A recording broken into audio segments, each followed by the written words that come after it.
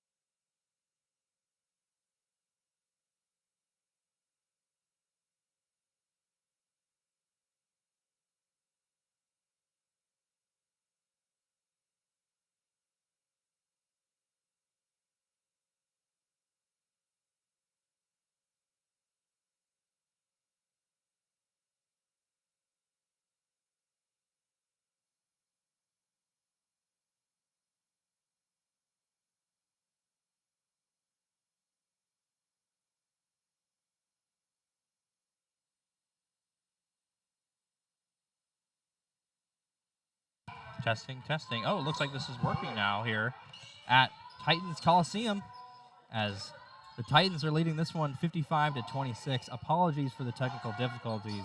We thought we were broadcasting this game as we're now underway here as McCray misses a three-point attempt with 48 seconds left in the first half.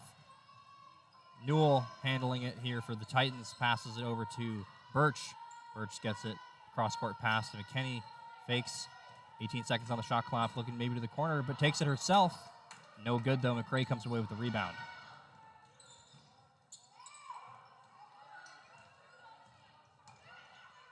And here's McCray now on the other end.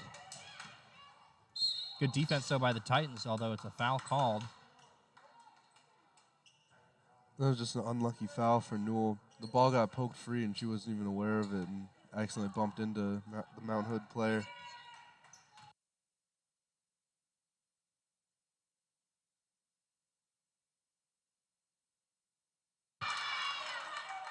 And it looks like it missed this play, but it was a turnover, seems like, on the... Oh, it's going to be free throws for the Mount Hood Saints. Number 22, Marley Johnson, is going to be at the free throw line for two, down 29.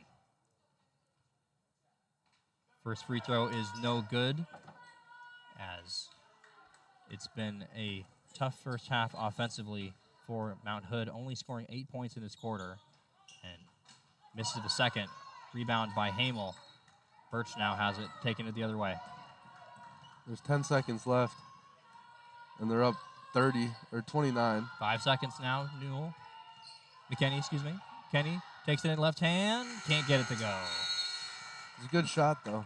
It was a good shot, good looking. There were a lot of good looks for for Lane Community College in this one, scoring 55 points in the first half, only allowing 8 points defensively. Lane shooting by the end of the quarter, or by the end of the first half, 42% from the three-point line. They started off 2 of 11. AJ. 1 of 11. 1 of 11 from the three-point line. As we were saying on the broadcast, that wasn't being heard, but a very, very good end of the quarter, and particularly the second quarter by Lane, ending up with 8 of 19 from the three-point line at 42%, actually above their season average. For a while, they were sitting below their season average, which is at 39% from the three-point land, and certainly one of the reasons why they have a lot of their offense taking almost half of their shots from three, 41 shots total, 19 shots from the three-point land. Also have made 7 of 8 from the free throw line.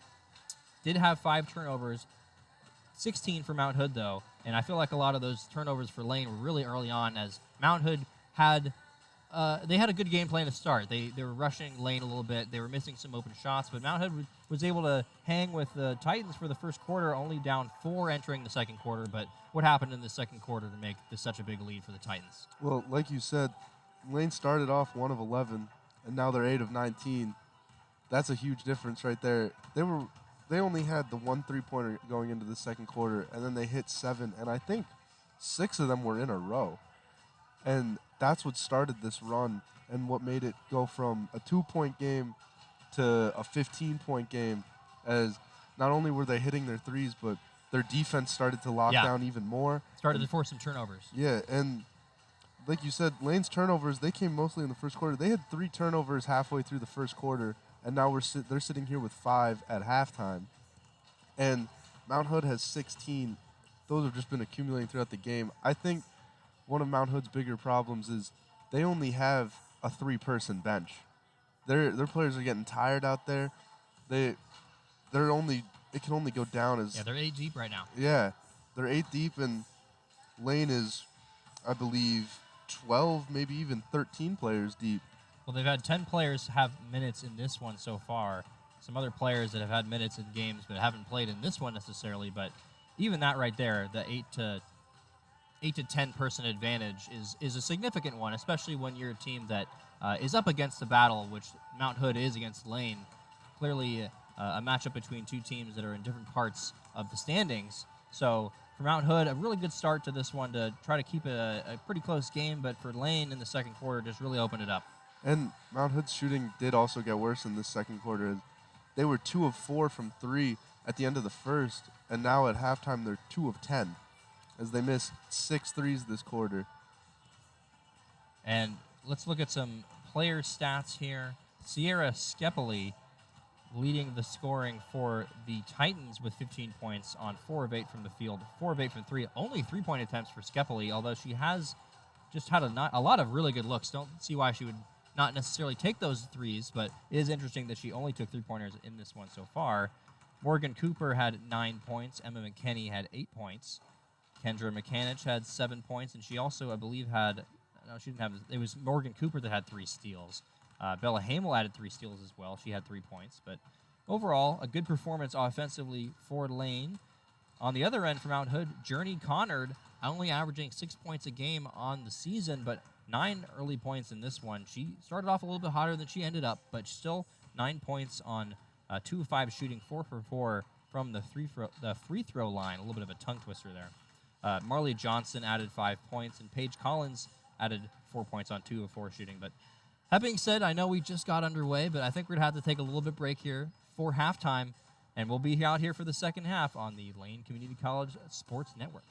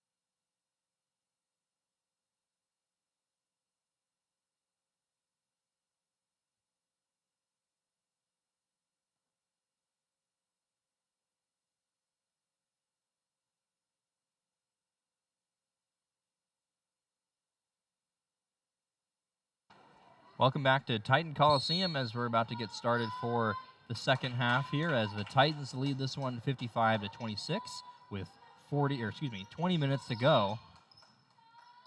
As here comes Mount Hood getting into their offense.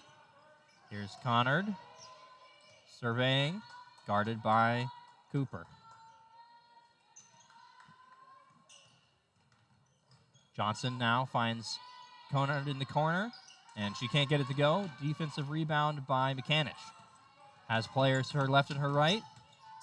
Decides to get in the post, tip the ball, but Birch ends up with it. Trying to find an entry pass. Now finds McCanich on the perimeter. McCanich get back to the basket, fakes. Here's ball now. Ball off the rim, no good. Defensive rebound, no. Looks like it's going to be out of bounds. Hamel stepped out. No, they're calling it. It stays. Actually, you're right. It stays here. Marley Johnson stepped out of bounds, it seems like. A little bit tough from our angle, AJ, but it's going to stay Lane basketball. Yeah, they'll stay down here, making it even harder for us to see. McCanich finds ball. And Birch drives in. Gets the right-handed layup to go off the glass. 57-26. Titans over the Saints. Here's Johnson now. Gets it over to Higgins on the wing. Looking for Connard. Gets it to her. Now a tip pass, but she ends up with it is Marley Johnson. Now it's Paige Collins with it. Johnson driving in on the right side. Back to the basket. Turnaround jumper. No good. McCanich ends up with the rebound, and she's pushing. Surveying, finds Hamel. She's going to take an open three-pointer, and no good. Defensive rebound not corralled. Connard, though, it looks like it's tipped out by Cooper. Yeah, I think it's off Hamel. I believe you're right. It is Cooper. I believe it is Cooper. It looks like it is going to be Saints basketball. Gets it into Johnson. Higgins now. They have a little bit of a break going, but an errant pass, trying to get it to Paige Collins, but a little bit too strong. She wasn't that tall. And it's going to be a turnover for the Saints.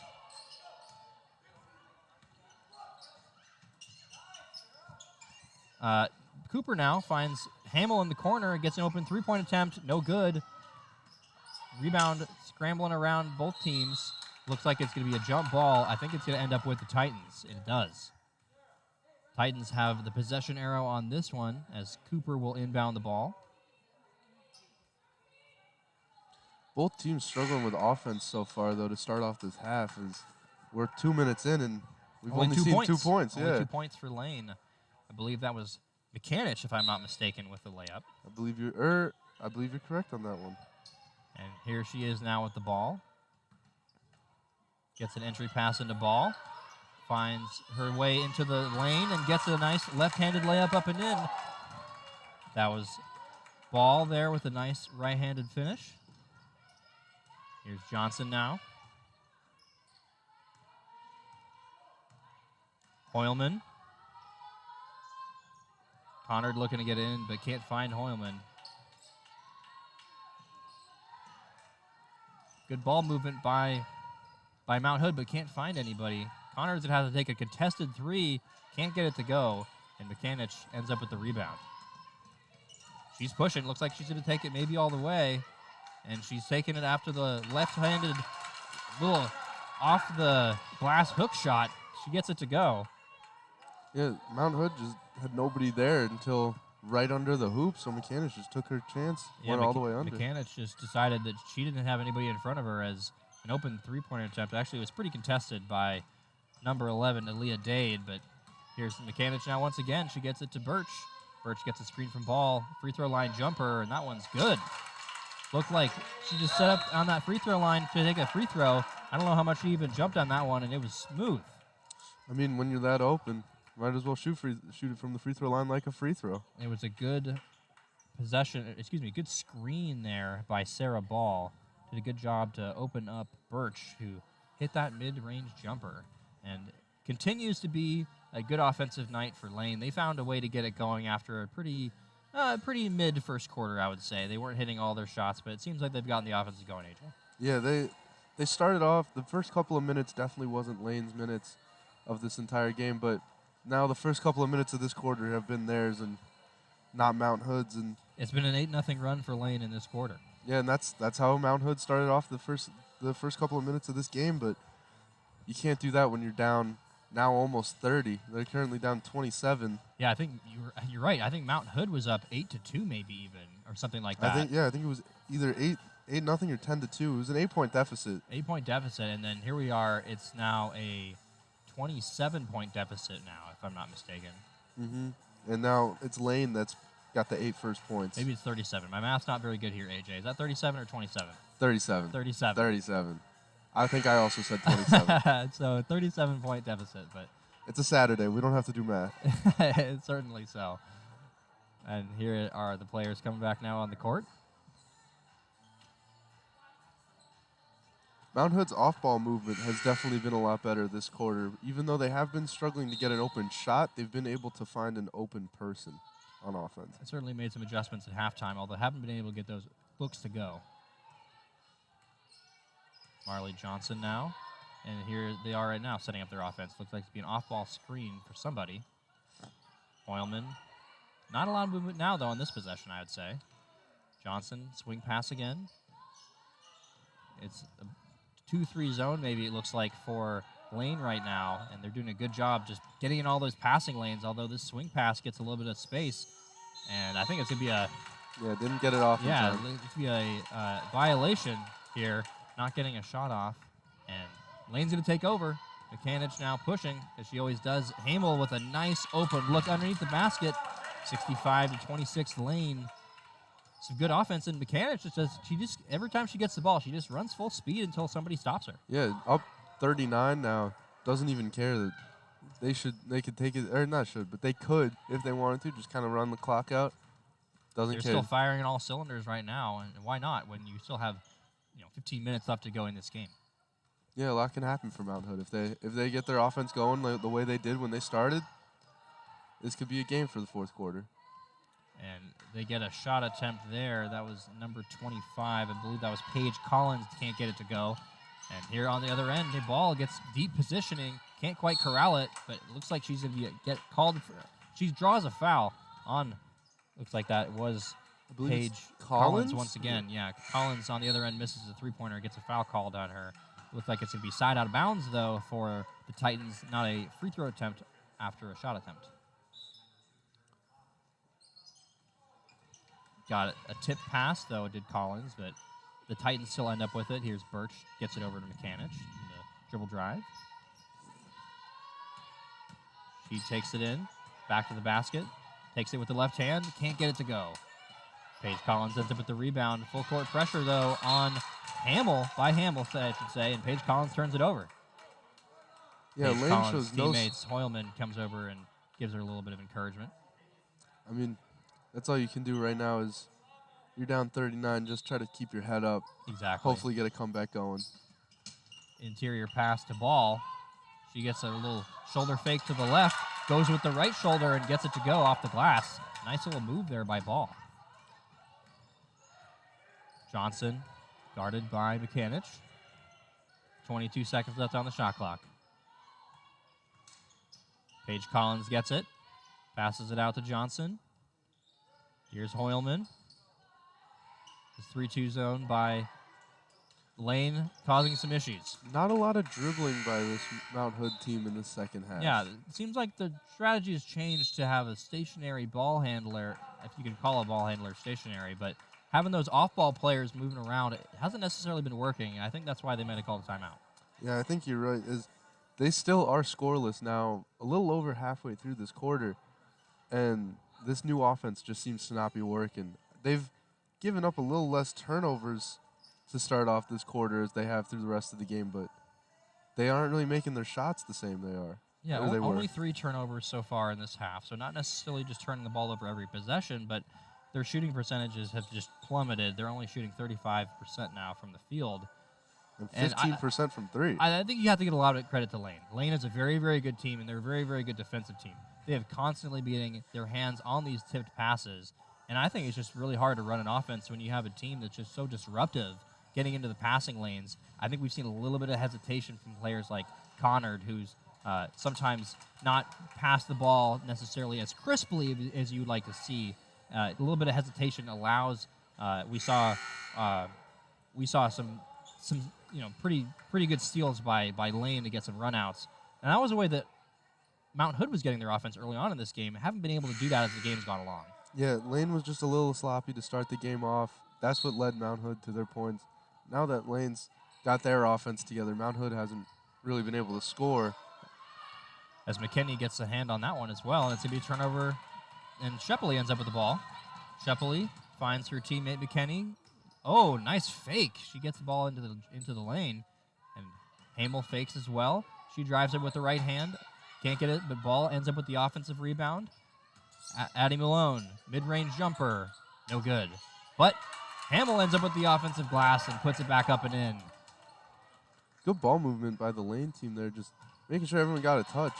Bella Hamel with her 7th point, and on the other end, after a run out, Addie Malone gets an open look. Addie Malone, not the tallest player on the court, but certainly maybe has the most energy, I would say. Yeah, without a doubt. She's always running around, making sure that she's touching, at least involved with the ball in some way. There she finds herself with the ball once again. There's just some players, AJ, that they just always seem to know where to be and get the right spots, and they end up with the basketball. Yeah, it's not them finding the ball. It's more the ball's finding them. And if you're in the right positioning, the ball will certainly find you. Addie Malone getting a lot of high fives from her teammates, pats on the back, and certainly some good reasoning for that as the Titans, I'm going to have to do some more math here, AJ. Looks like they're up 45 now. Yeah, I believe you're correct on that one. I think it is 45. 45 points. Led the way did Sierra Shepley so far. 15 points on the ball game. Still only shooting. She hasn't shot a ball in the second half so far, although I think that might be wrong. I think she just missed a layup, if I'm not mistaken. No, she didn't. She passed it out. Morgan Cooper has added 9 points in 17 minutes. Kendra McCanich has played a good point guard spot, 6 assists and 9 points. 0 turnovers for her, which is just fantastic. Yeah.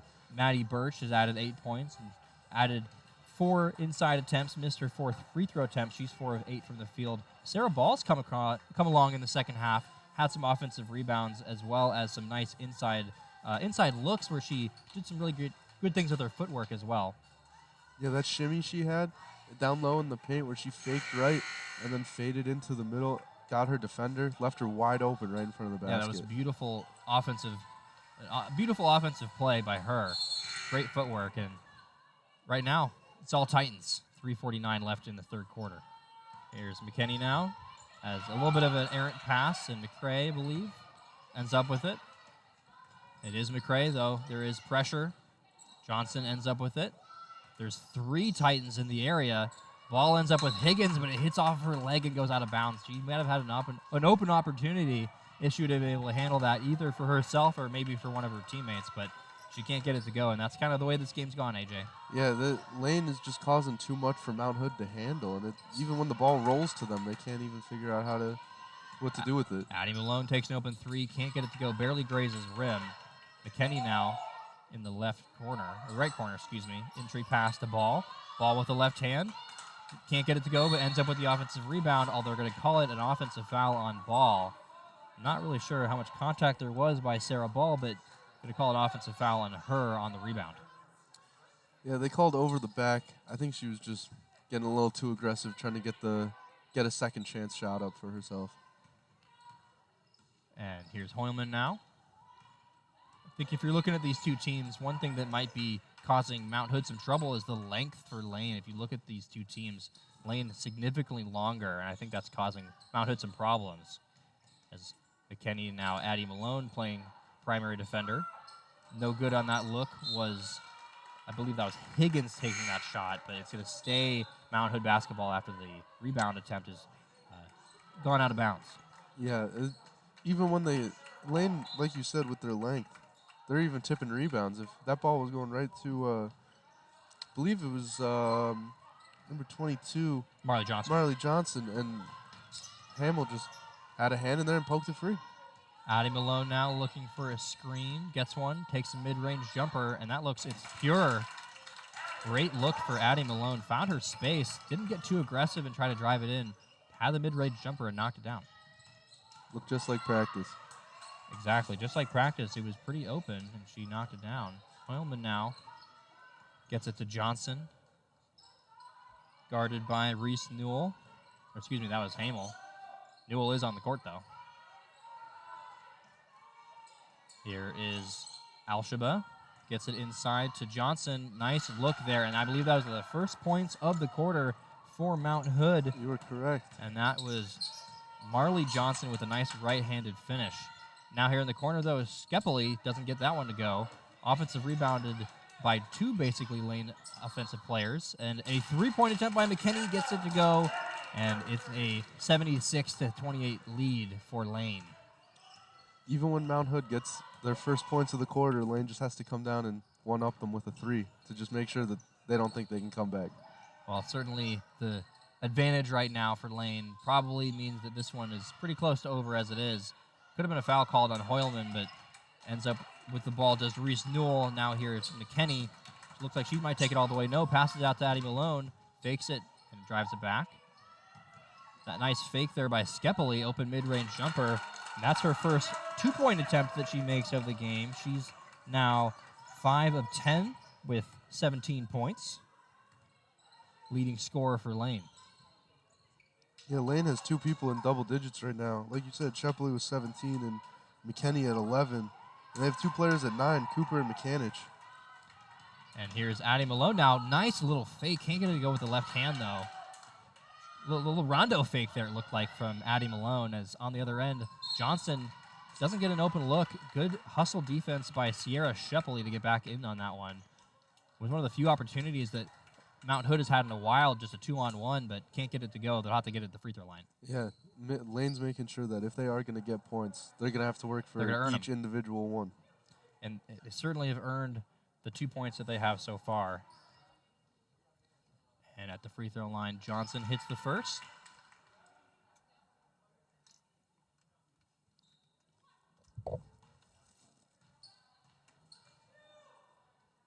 Takes a couple dribbles, puts it up, and gets the second one to go. 31st point, I believe. No, it's the 30th point for the Mount Hood Saints. And a three-point attempt by Addie Malone gets it to go.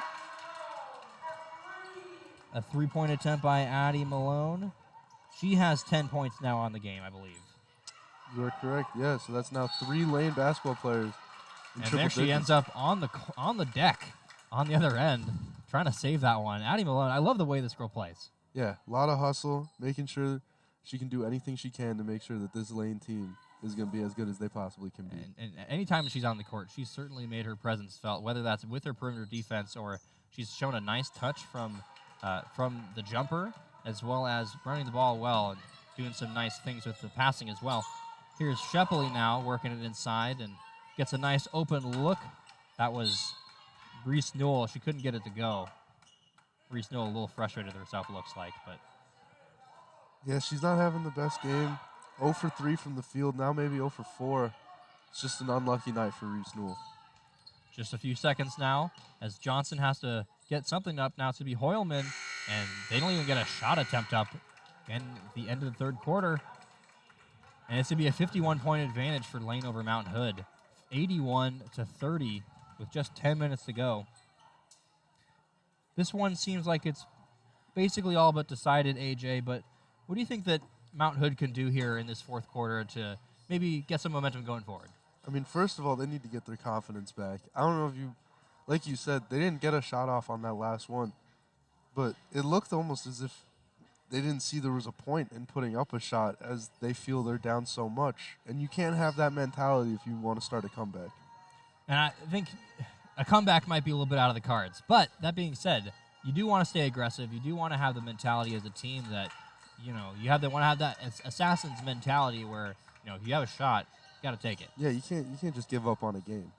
You certainly cannot give up on a game. There's always things to work on. And I think even for the Lane Titans right now, they're working on some stuff. We saw that Reese Newell was frustrated with, you know, missing a shot. And, you know, we still saw Addie Malone on the deck. So the Titans certainly aren't going to give up here in the last 10 minutes. And we'll see what happens with the score because Mount Hood right now facing a ginormous deficit. Yeah, definitely. And like you said, Lane shows no signs of slowing down. So we'll see how this pans out in the final 10 minutes. Hoylman gets it to Higgins. Hoylman gets an off-ball screen, and then now McCray ends up with it. Al-Shaba swings it over to Johnson. Now Higgins has an open attempt, and she's going to miss that one. But a good attempt, though. Here's now Addie Malone pushing. Surveying, finds her teammate McKenny. Drives it in. Little drop pass to, Newell.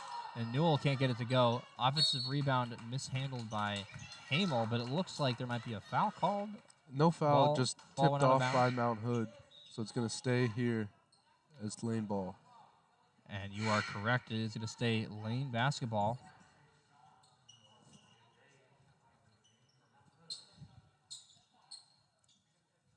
Addie Malone orchestrating the offense, looks like positioning some players. Hamel ends up with it. A little crossover in the paint. Right-handed fade shot. Can't get it to go a little strong off the rim. Johnson now. Here's an open look for Higgins. Too strong. Newell ends up with it. It's going to be a foul called on, looks like that. Is that Higgins? Yep, that's her third, I Yes, believe. believe that is her third foul. We'll double check that one. Yep, it is. And that puts her and Ilya Dade, who also had 3 fouls, all in the first quarter, who still now has 3 fouls. Those are the only 2 in foul trouble for Mount Hood.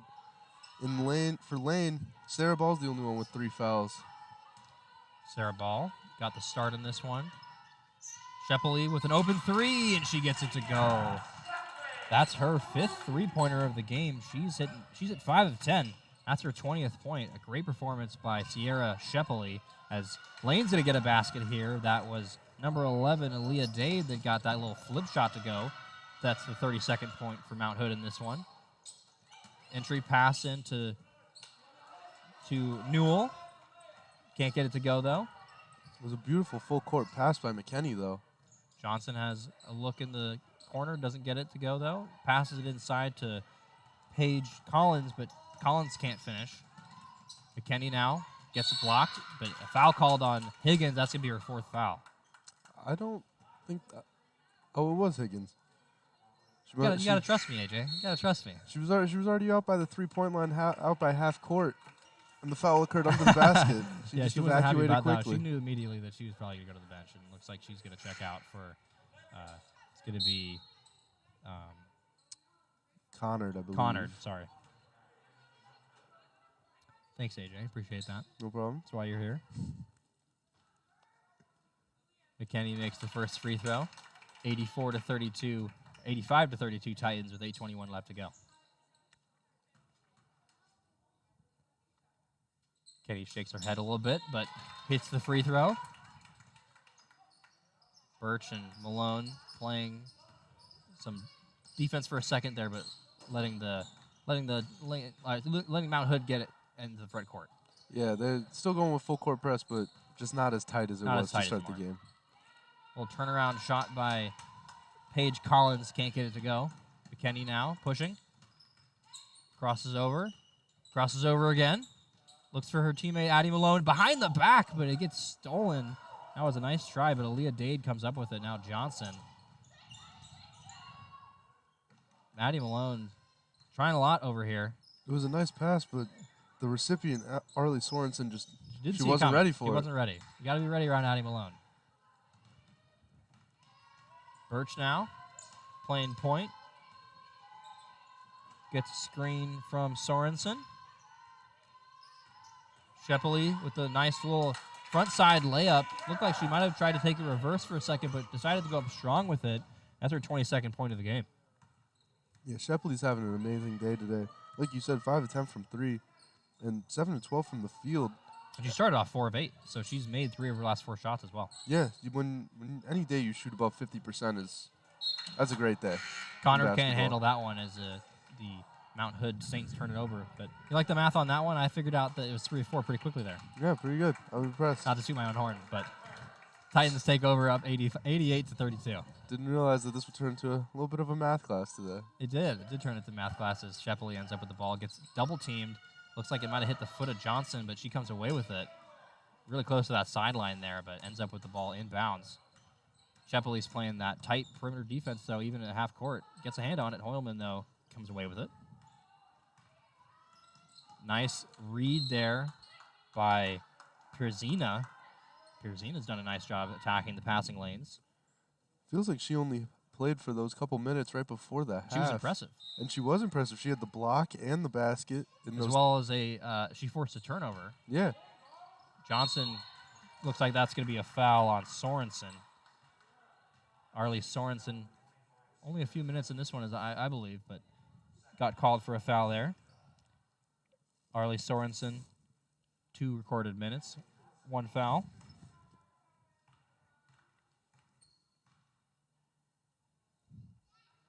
First free throw attempt good by Marley Johnson. 88-33, Lane. Second free throw is good. And now Marley Johnson is in double figures. She's got 11 points. 4 of 6, from the free throw line. And there was Arlie Sorensen, getting a look, but couldn't get it to go. Johnson now. Hoylman gets it inside to Paige Collins. Right-handed flip shot, a little strong. Addie Malone ends up with the ball, as she does. Full head of steam behind the back and gets called for a foul on Conard. Conard goes over to give her a hand up. It looks like their feet just got a little tangled up as Malone tried to blow by her, but she would have had a pretty open look if she didn't get tripped up. Yeah, and Addie Malone, you don't want to tell her to slow down. She's still going at full speed, even though this is a 54-point ball game. And now we have Kaylin Dea in for her first couple of minutes of the game. Good call on that one as Pierzina has the ball for a second, gets it to Shepley. Shepley's probing, gets it outside to Pierzina, and can't get that look to go. It's going to be a foul called on McKenney, who is scrapping for that loose ball. Yeah, this Lane team, like you said, even though they're up 54, they're going to do anything they can to make sure that they just keep scoring and Mount Hood doesn't. They certainly have the pedal to the metal even right now, up 54. They have stopped the full court press. They have switched it to just half court. They have done a little bit less of the full court press. You're not wrong. As gets it inside, does number 11. That's Skyla. That's Aaliyah Dade who got it in. Didn't see who scored there. She got the rebound herself and put it right back in. Got the rebound and put it back in. And on the break here, Skepeli gets an open 3, and it's another 3. Sierra Skepeli with her 6th three-pointer of the game. She's 6 of 11 from three-point land. 25 points, the leading scorer for Lane. And as it's all Lane right now. Timeout, Mount Hood. Yeah, it just seems like every time Mount Hood gets the chance on offense and they finally make their basket, Lane just comes down and Shepley just splashes a 3 right in their face. Yeah, it seems like this Lane team is taking it personal right now. And Lane is very, very close to their season average in points, I believe. I think they're at 92.7, if I'm not mistaken, points per game. They're currently at 91. They're currently at 91. Looks like they're going to do well more than 92.7 points in this game. And defensively right now, they've been averaging, I believe, in the 70s. Well, I feel like it's fair to say that I don't think Mount Hood's going to reach 70 in the next 5 minutes. Yeah, Mount Hood averages around 70 points per game. Defensively, just checking in for Lane here, they average about 59 points allowed per game. Pretty good chance they ended up only allowing fewer points than that. So having a better offensive day than they've averaged, having a better defensive day than they've averaged. Just been a really impressive performance for Lane, and maybe one we could have expected with the way that these teams have been lining up in the standings. Yeah, like you were saying, this Mount Hood team has not had the best season so far, and it looked quite the opposite to start off the game, but the rest of the game has followed the way that their season has gone. Certainly think there's some things to look for positives if you're Mount Hood, especially from that first five minutes of the game, I would say. Yeah, those first 5 minutes, definitely you can take a lot of positives from Mount Hood. Their defense was good. Their offense was moving the ball around. They were making their shots. They were making smart plays. It's just as the game has gone on, they got a little sloppy. They got a little flustered. And that's what led to this. And, it is, a lot of freshmen on this team. So that's something that maybe plays a part of that. We saw Journey Connard have a nice start to this game. She's scored more than her average in terms of points. Yeah, this has definitely been a good game for Connard, as she was the leading scorer for most of this game. She was before, at this point, it is Marley Johnson now who has 12 points. She had the ball there, passes up to Connard. Connard's going to get an open look, and she cannot get it to go. Just unlucky rolls bounce. out. Maybe got a little bit ahead of herself, rushed that one a little bit. She did have an open look. 4:46 left in this one. Addie Malone's going to get it. Finds it into her hands, gets a crossover, but a little bit out of control. Gets it over to McKinney. McKinney looks for her own shot. Gets an open step-back three-pointer, no good. That's number 12 now for Lane. Skinner ends up with the offensive rebound. Johnston, though, has it. Gets it to Hoylman. Corner to Conrad. Connard. Connard misses the open three. McKinney ends up with it. Has Malone on her right, but just slips. Ball ends up in the hand of number 11, Aaliyah Dade. Looks like they pulled the chair on McKinney there. On her. Hoylman with an open three-point attempt, and she gets it to go.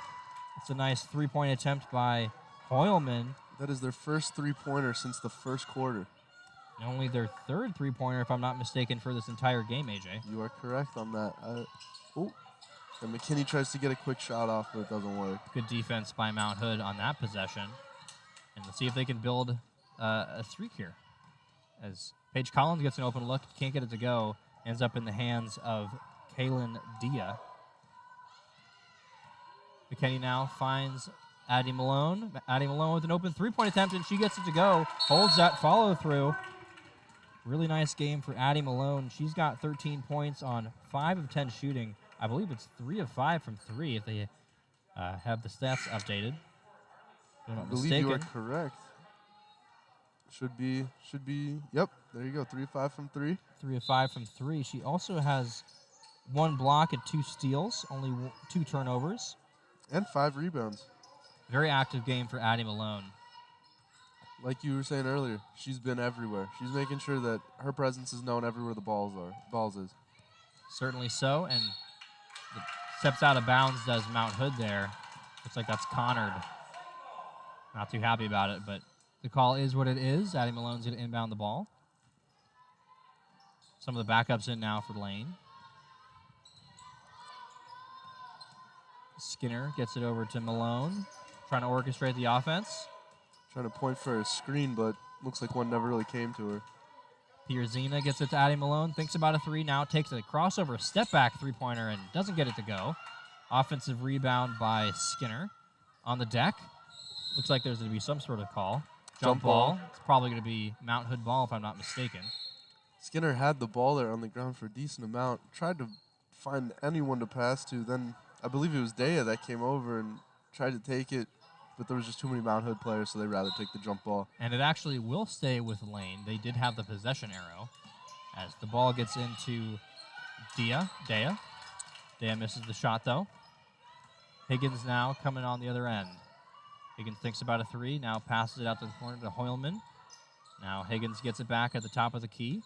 Takes a spin, 2 steps, left-handed flip shot, a little short. Addie Malone ends up with the ball once again. Her 6th rebound. Malone takes a spin, crossover, step back, no good.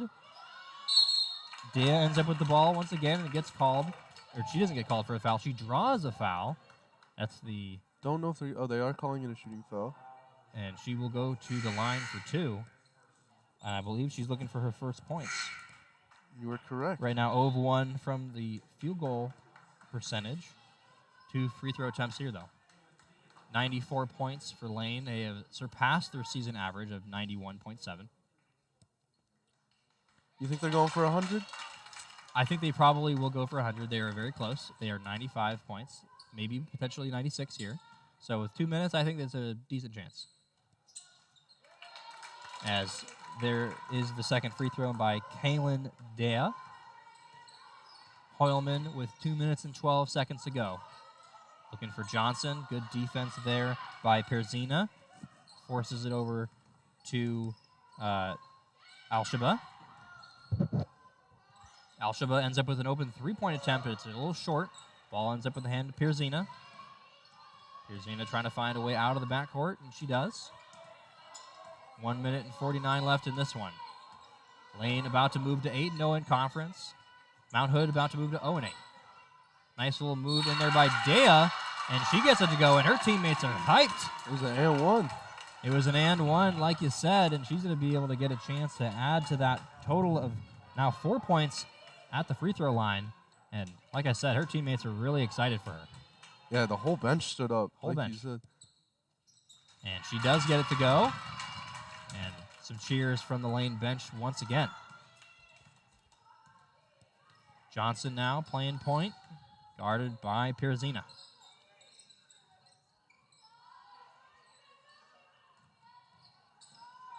Hoylman looking around, gets it over to McCray. Corner Johnson, 9 seconds left on the shot clock. Gets it out to Alshaba. Alshaba takes it and passes it out. Mount Hood's gonna have to make something happen here, and they do. That was Aaliyah Dade. They got a nice little flip shot to go in the paint. 42 points now for Mount Hood, and Alshaba almost gets a steal right there. Addie Malone, though, finds her open player. That was Skinner that missed the attempt, but ends up with the offensive rebound off of the second attempt. And the ball ends up in the hand of Perzina. Lane had a couple of chances there to break the 100-point barrier, but sitting at 99. Here's Dea looking inside. The ball looks like it might have been a kick, but regardless, the ball ends up in the hands of Johnson, and she gets fouled by Arlie Sorensen. Sorensen got up and said, "Is that not a kick ball?" But that's what I saw too. I thought I saw a kick there. I thought I saw a kick as well, but 35 seconds left in this one. I think they just kind of let it slide. Well, yeah, let's let that one go. Hoylman now, 30 seconds left in this one. Alshaba. There's about a 5-second difference between the shot and game clock. In the corner, Johnson gets out to McCray. Leah Dade. Open look for Johnson. Marley Johnson gets an and one with just over 12 seconds left in this one. And Mount Hood's looking for their 45th point in this one. 55-point advantage right now for Lane, as they look to pace the NWAC South Conference, or Division, I should say. Addie Malone looks like she's just going to dribble this one out. Yep. Crossed half court, not looking to make any moves. Just an impressive performance for Lane as they take care of business at home here. 50, didn't quite get to that 100-point mark, AJ. 99 points for Lane. A 54-point victory over Mount Hood. And let's read over some stats here before we take a break in between this women's game and the men's game. Sierra Shepley paced the play for Lane. She had 25 points on 8 of 13 shooting overall, 6 of 11 for 3. She was extremely impressive. Addie Malone, 13 points. She ended up being the second leading scorer for this team, had 6 rebounds as well. Emma McKinney also had 13 points, though, and 8 rebounds. And both of them Addie Malone shot just above 50%, and Emma McKinney shot just about 50% from the field. Some efficient performances there for sure. Morgan Cooper added 9 points on 3 of 3 shooting. Kendra McCanich played a good point guard as she had 6 assists, 5 defensive rebounds, and 9 points. A pretty overall impressive performance there. Maddie Birch started off over 4 from the three-point line, ended up 4 of 8 from the field. She added 8 points. Sarah Ball had some nice moments, added 8 points. Olivia Perzina had some nice moments in there as well. Don't want to miss out on anybody. Bella Hamel actually had 13 shots, didn't have her best game, 3 of 13, but she still added 7 points. Did have 5 offensive rebounds. That was big for this Lane team. 5 steals as well. So even the players that haven't been the most efficient still finding a way to add to the box score. Yeah, that's a big part of it for this Lane team on why they are so impressive is everybody does a part. And there's always someone on the court that's doing something. There's nobody out there that's just out there doing nothing. Everyone's contributing, making this team that much better. And they've certainly shown that today on the court. Looking over at Mount Hood side, 15 points for Marley Johnson on 4 of 9 shooting. She did have 6 of 9 free throws added as well. 9 rebounds, but did have 7 turnovers. Journey Connard started off pretty well, but ended up only shooting 2 of 9 with 9 points. Still had some moments, a pretty impressive game for her, I'd say. Aaliyah Dade had 6 points on 3 of 6 shooting. Kylie Hoylman added 5 points. Paige Collins added 4 points. Al-Shaba, 2 points. Higgins, the leading scorer for this team, only added 1 field goal, 1 of 6. Only had 2 points. Did have 5 fouls. It was some trouble for her staying in the ball game. Yeah, and 0 for 4 from 3. This just wasn't Kelsey Higgins' day, as she just wasn't able to get any shots to fall and just kept getting unlucky with the fouls. It certainly wasn't Mount Hood's day, and it was Lane's day, and their days are going to continue, the schools at least, as we have a matchup here between these men's teams here. In about 26 minutes, we're going to take a quick break, but we'll see you then for the start of this game.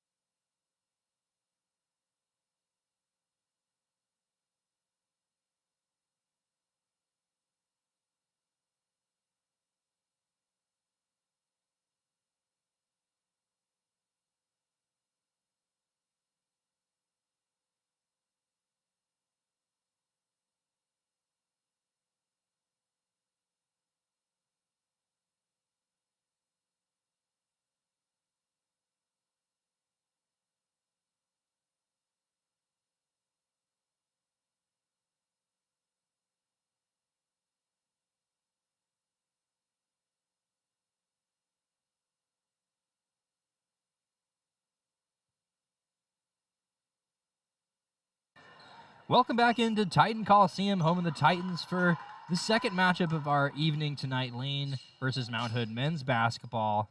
And it's a matchup between the two top teams in the NWAC South Division, as we're about to get underway here. These are two of the best defensive teams in the conference, as McCarvey comes away with the initial tip. And we're underway here at the Coliseum. Inside basket to McCarvey right away, and the Lane Titans start this one off strong. 1-for-1, 2-0 Lane with just under 20 seconds into this game. As I was saying, two of the better defensive teams in the conference. The third and fifth least points allowed by both of these teams, around 71 points per game.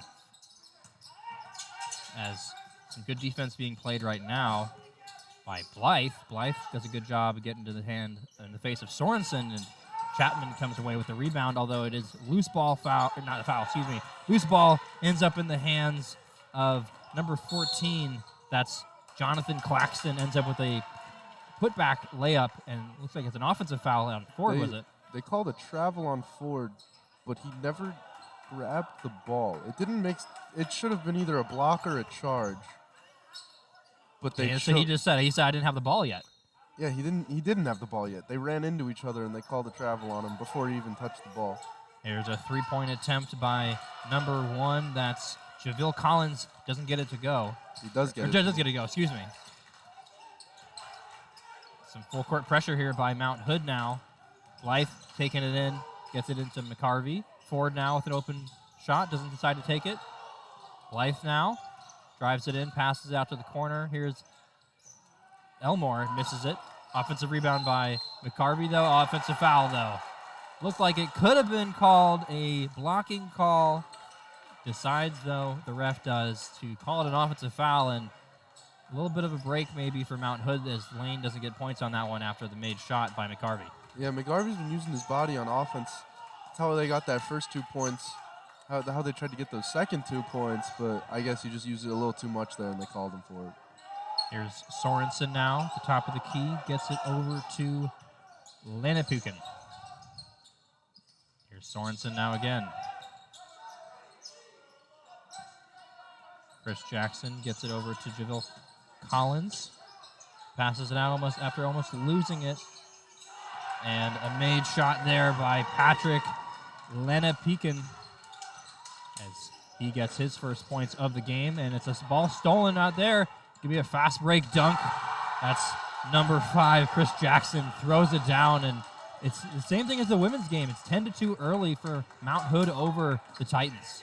Yeah, we'll see if it follows the women's game, as if Lane will go on a run here or if Mount Hood will continue theirs.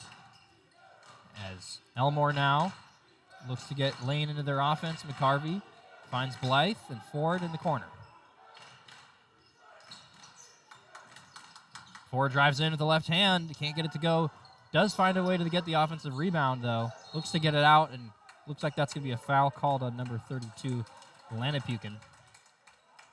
Lanapukin with his first foul. I believe it's actually on number 2, Gabe Sorensen. Good call there, AJ. Number 2, Sorensen with his first foul. McCarvey gets it deep in post positioning, right-handed over the shoulder look. And that one's going to be an and one, as he gets that one to go as well. And this time the ref says, yes, you were called for a foul on this one. And he's going to get an opportunity to get an and one. He's got all 4 points for the Lane Titans right now, looking to get his 5th. And he would have all 6 if the last one wasn't called a foul as well. A little bit of a touch offensive foul, I would say. Yeah, it seems like the refs are calling it differently each time. I mean, could be different each time. We're viewing it from a different angle they are. As McCarvey does get that and one, and it is 5-10 Mount Hood right now with the advantage. Lanapukin finding his man in the paint, gets it out to Sorensen with a three-point attempt. It was contested. McCarvey comes away with the rebound. Gets it over to Ford. Ford pushes it up to Elmore. Left wing. Trying to find his guy Ford. He does find him. Looks for Blythe in the corner, now waves him off. McCarvey with the screen. He's out on the left wing, the right wing, and he gets it to go. A nice three-point attempt by McCarvey. Doesn't take a lot, but hits that one, and it's an early 8-10 advantage for Mount Hood just about 4 minutes into this first half. And all 8 points are coming from McGarvey for Lane. It's a great start for the Lane big man as a pass to Sorensen is intercepted by Ford. He's going the other way. He's got some speed. Gets it into Chapman. Chapman hesitates, tries to get it to McGarvey, but passes it out. Blythe drives it in, passes it out to Ford. He takes a look. No good on the three-point attempt. Chapman comes away with the rebound. Blythe now fakes. Corner three-pointer for McGarvey. He hits a second in a row, and the fans are excited about that one. He got his teammates rising on the bench there. They're excited for him. His teammates and the whole crowd. The whole bench was in the air. Just as many fans Shoot or were shoot. up in their feet. Yeah. Shoot or shoot. Shooter's going to shoot. Some early hot start for McGarvey. We got 11 of Lane's points, and now they have the lead. Collins now gets it out to Sorensen. Trying to get it inside for number 5. Chris Jackson at the buzzer sounds. Sorensen can't get it to go. Ford now looks up ahead to Elmore. Ford now driving it in aggressively.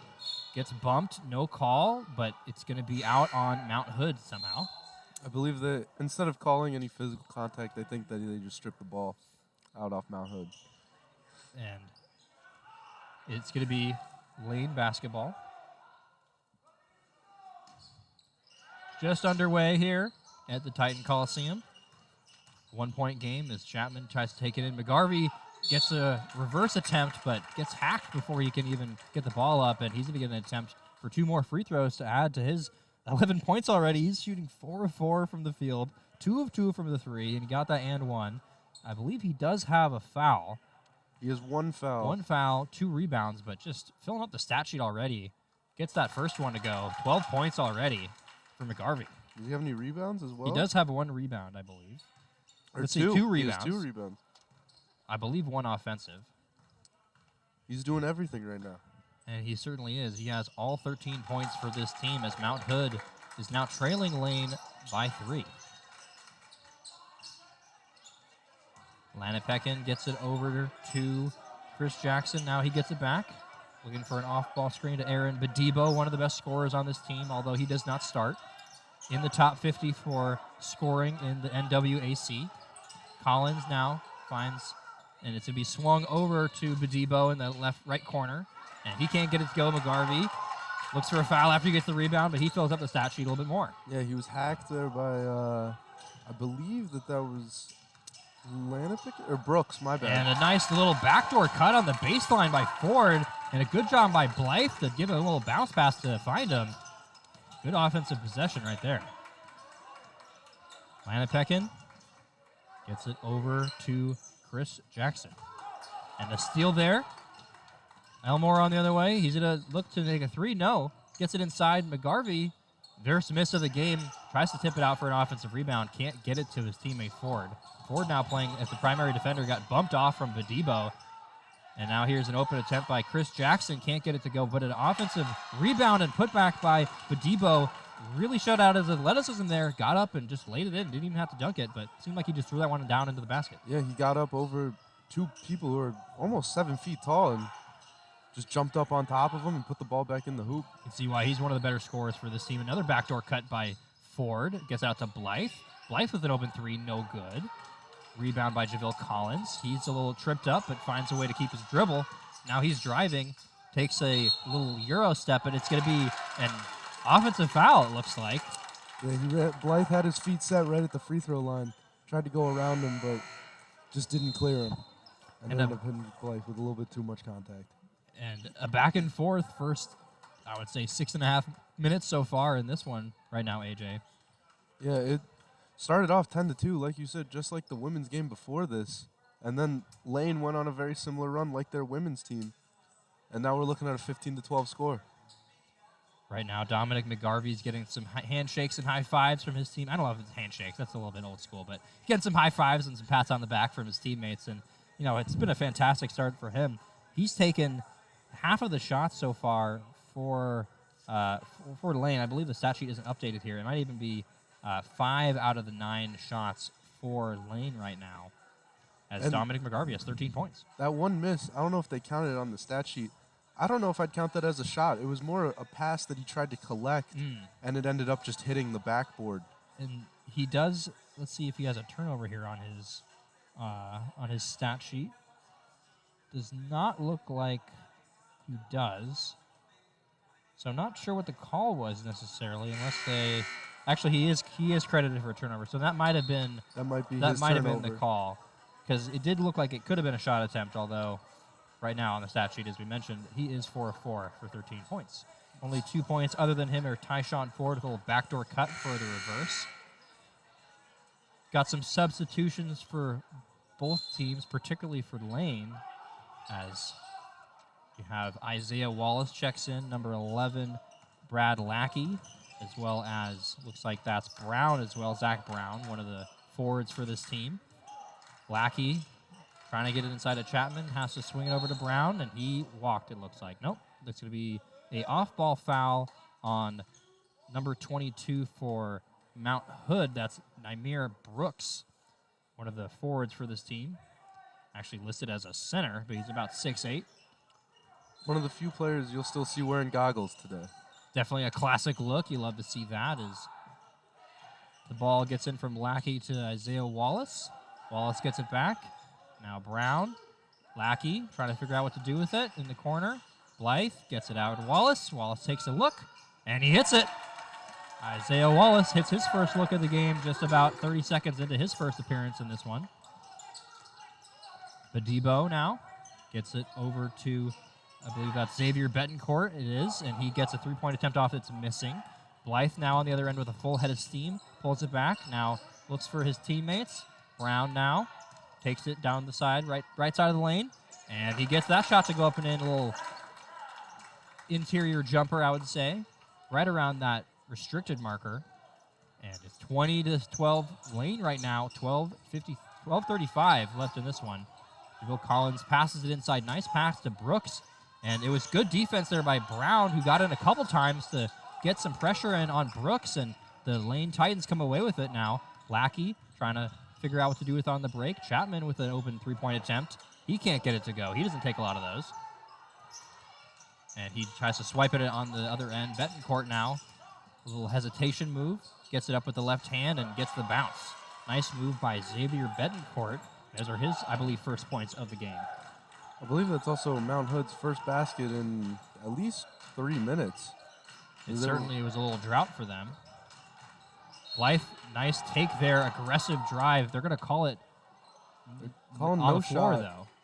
Interesting call there. It looked like he had all of his momentum going toward the basket. Would have been an and one, potentially given the Titans a potential 9-point advantage, but it's to be called side out of bounds, I believe. Actually, it's to be called baseline out of bounds, as Lackey's about to inbound it. Don't know why they didn't give him the shot there, but yeah, like you said, they're inbounding it out of bounds, and Blythe was subbed out. Brown now gets it in. Lackey can't handle it, though, as he gets it on the wing, and it's going to be Mount Hood basketball. Mount Hood swinging it around. Here's Betancourt. Fakes it. Now he gets it out to the wing to the Badebo. Here's Chris Jackson. Brooks looked like he might have been open there for a second on the baseline, but didn't get it to him. Betancourt faked a long three. Now takes a little bit of time to get a good shot, but a nice block there. That was Cole McCanich. Sister on the women's team did a good job there to get a block, but can't make it on the other end. Did Lackey, and now here's Chris Jackson trying to figure out what to do with it. Takes a Euro step. Brooks ends up away with it. Now McCanovich steals it. He gets it out to Lackey. Lackey has an open lane, takes it with the right hand, and that's a good shot. Chris Jackson was trying to get the two-handed block to get it up against the glass, but got it up just in time. Yeah, you saw him flying in there and left the hoop shaking for a couple seconds. Betancourt with an open three-point attempt, no good. Ends up in the hands of McGarvey. That's his fourth rebound of the game. Lackey now, Brad Lackey, gets a screen by McCanovich. McGarvey in the paint on Brooks. Nice little dump-off pass. Can't get it to go, but a foul called, I believe that's on Chris Jackson. Nice cut by Cole McCanich. Did a great job there to run. I think it's a little Iverson cut to the back door. And Yeah. a good pass by McGarvey as well. He got all the defensive attention on him after he's been the leading scorer for this team. Knew that he had his teammate open, got an open attempt. They had to foul him, and he's going to have to earn it at the free throw line, but 2 attempts here. Yeah, like you said, McGarvey drawing the attention. He has 10 more points than the next closest man, which is Isaiah Wallace at 3.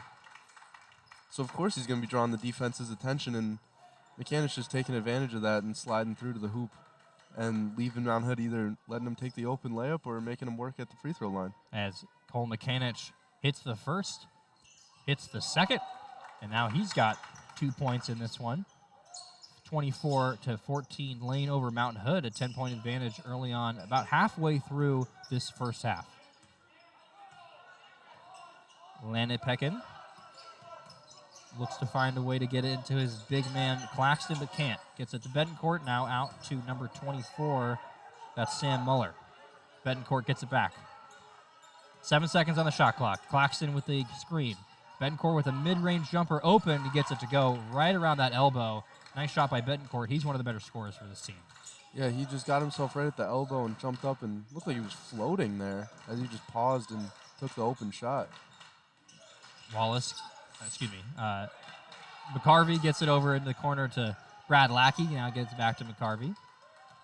12 seconds left on the shot clock. Nice inside pass. Great entry pass from Brad Lackey. It's so hard to do that sometimes. Very underrated skill to be able to get it to your big man in a position for him to be able to score.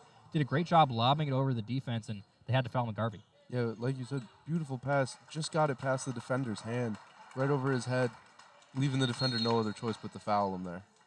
As there's going to be a timeout on the floor. I believe that's by Mount Hood, if I'm not mistaken. 24-16 right now, Lane over the Mount Hood Saints. What have you seen so far from this one? Both teams are moving the ball pretty well, but Lane's just been able to get it inside and make them either draw the foul or let them take the open layup. And Mount Hood's just been having trouble trying to get inside. And so they're forced to either take a contested shot from the outside or it leads to a turnover. One big stat here I would note, 8 fouls on Mount Hood in just over 10 minutes in this game. Certainly going to be something to watch out for as the stretch of this first half goes down. See if the Titans might be able to take advantage and get some free throws. They already have a decent amount of attempts at the line, 5. They're 5 of 5, with McGarvey getting 3 of those, including an and one. Yeah, like you said, they got 8 fouls here. Right now, no one's really standing out as in foul trouble. Yeah, but a lot of collective fouls. It's a lot of collective fouls, and they are going to collect. And it could leave them in trouble. Right now, they only have two players with 2 fouls. Everyone else has either 1 or none. But still, 3/4 of this game left. Yeah. Those 2 fouls could turn to 3. And you never know where you foul might get out into at trouble. 5 in men's basketball, right? Correct. All right. Believe it, unless someone comes up here and gives me some sort of direction. I believe it is 5 fouls. That's not good to be more than a third of the way through, and you're not even a quarter of the way through the game. As McGarvey gets his 14th point of the game, he's now 4-4 from the free throw line. Good start for him.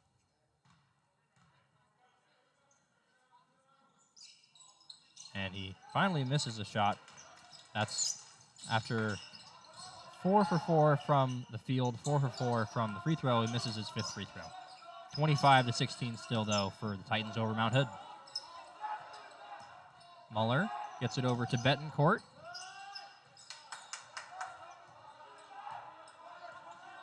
Betancourt, a little dump-off pass to Badebo, shows his athleticism.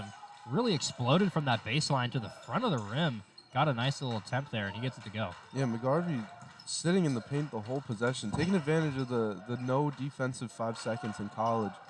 And Badebo just doesn't care. He slides right under him and jumps to the front of the hoop.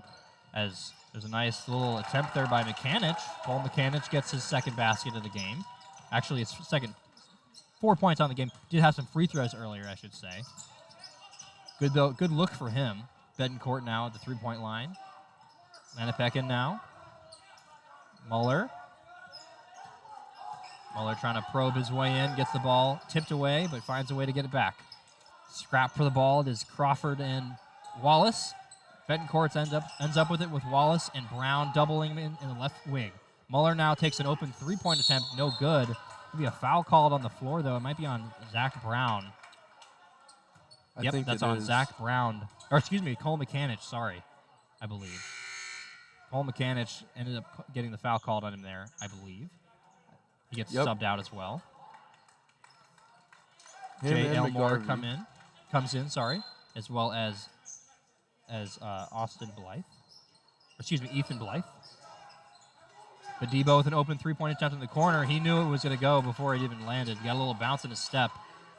21-27 now. Lane has an advantage. Badibo has a few baskets now in some important positions. Wallace gets it over to Elmore in the right wing area. Blythe now at the top of the key. Kobe Crawford now gets it to Brown. Wallace with 10 seconds left on the shot clock. But he gets called for a travel. Didn't get the ball down before he took his first step. Gets called for him. Yeah, I think they called him when he took that jab step. His back foot moved just a little bit too much. Lanapeckin gets it into Badibo from London.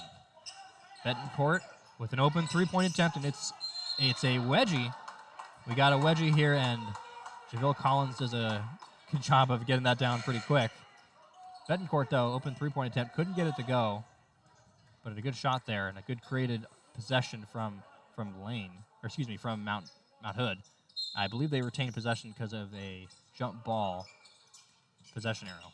Betancourt now probing, turns back over his right shoulder, doesn't get it to go, but it's going to be a defensive foul, loose ball foul maybe, on Elmore as he was scrapping for the rebound, and it's going to be baseline out of bounds for Mount Hood. That's the second time that Lane's been called for this, where as someone on Mount Hood goes up for the board, they're just a little too aggressive on their box out. Lanapeckin? Sorry. Oh, go on, AJ. Yeah, no, it's leading to Mount Hood getting a bunch of extra possessions. Lane hasn't had an offensive possession in a couple minutes now. It certainly stayed on this end for quite a while. Badibo mishandles it, and Brown comes away with it, gets it to Blythe. Ethan Blythe now looks for a screen, gets one from Brown. Looks to get it to McCanich. McCanich in the deep post area gets it to Blythe. Now Brown, little fadeaway jumper, took the contact and then faded away, got it to go. Zach Brown with a nice basket there on a fadeaway. JaVale Collins open three-point attempt, no good. Lanapeckin gets the ball on the offensive glass. Badibo thinks about a shot but doesn't take it. Betancourt now sizing up Wallace, crosses him over, picks up his dribble. In a little bit of trouble. Blythe got some hands on it, and I think it might be a tip ball, so it's going to be still possession for Mount Hood. Badibo's got to do something faster, though. Takes a three-point attempt, no good. Wallace comes away with the rebound. Good defensive possession there by Lane. Now here's Brown. Dribble handoff to Wallace. Takes a three-point attempt, and it's good. Wallace hits a nice three-pointer off of the dribble handoff, and it's a 32-21 advantage for Lane with about 6 minutes to go in this first half. JaVale Collins gets it inside to Betancourt. Nice little block there by Brown. Wallace now taking it down. Blythe wants it but doesn't get it. Wallace gets a screen from Brown, gets it to Blythe now in the corner. On the baseline is Blythe, but he stepped out of bounds. It's going to be Lane turns it over. It's going to be Mount Hood basketball. A little bit careless there by Blythe. He did have a nice drive, but stepped out of bounds. Good defense by Mount Hood. Yeah, I think Blythe was just a little bit too more focused on getting the ball to Elmore in the corner for the open three. Didn't think about his footing there. And it happens a lot of times. You see a lot of the times players will look at the baseline like, hey, what happened here? But Badibo now on the other end takes it in, misses the shot. Brown comes away with the rebound and gets it to Ford. Ford now surveying. Gets it to Brown. Ford on the right wing. Blythe with a screen, but he doesn't use it. Ford now gets it to Brown at the top of the key for a three. And doesn't get the bounce. A little soft touch there, but just rolls out. Betancourt on the other end trying to search for his own shot. Wild shot doesn't get it to go, but that's Chris Jackson that ends up getting the offensive rebound and puts it back up and in. They're up to 23 points. It's a 9-point advantage for Lane now, as Elmore now in the left corner. Short corner gets it to Isaiah Ford. Ford working around the screen. Now passes it back out to Elmore. Elmore working on the wing. Gets it to Ford at the top of the three-point arc.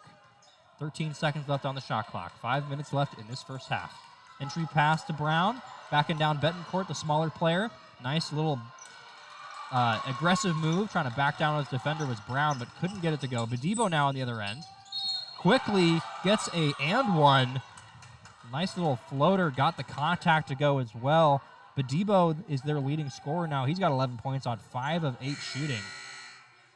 Aaron Bedibo, a guy that does not start games for this team, but is one of the more athletic and lethal scorers. Believe that this Mount Hood team has 3 scorers in the top 50 qualified scorers overall, and those 3 scorers are Chris Jackson, Aaron Bedibo, and JaVale Collins. And Bedibo shows it right there, a guy from London, England, which I think is pretty cool, how he ended up here in Oregon. It's pretty far distance.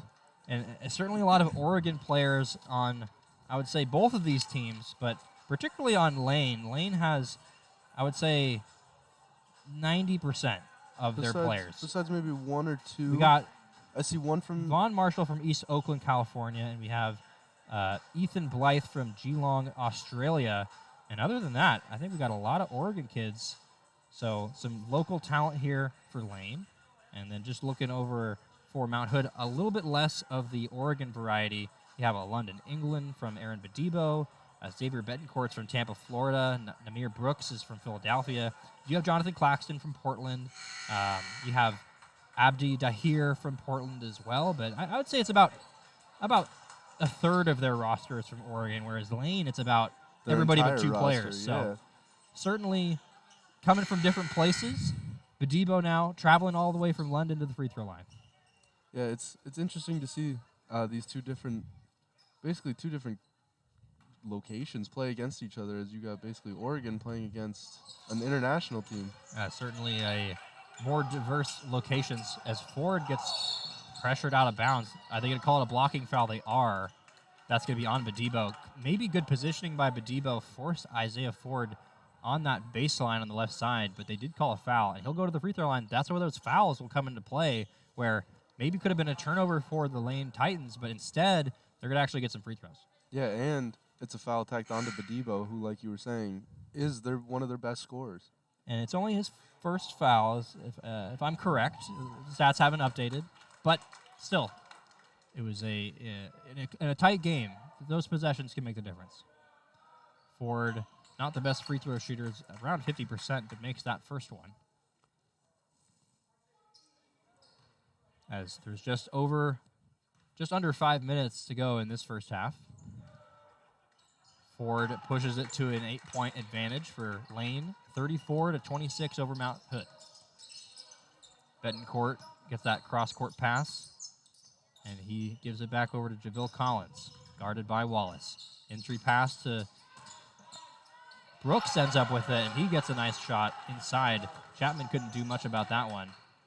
And Wallace saves the ball from going out of bounds, fakes a 3, now looks for a screen by McGarvey. Slowed down a little bit from his hot start, but still has 14 points in this game.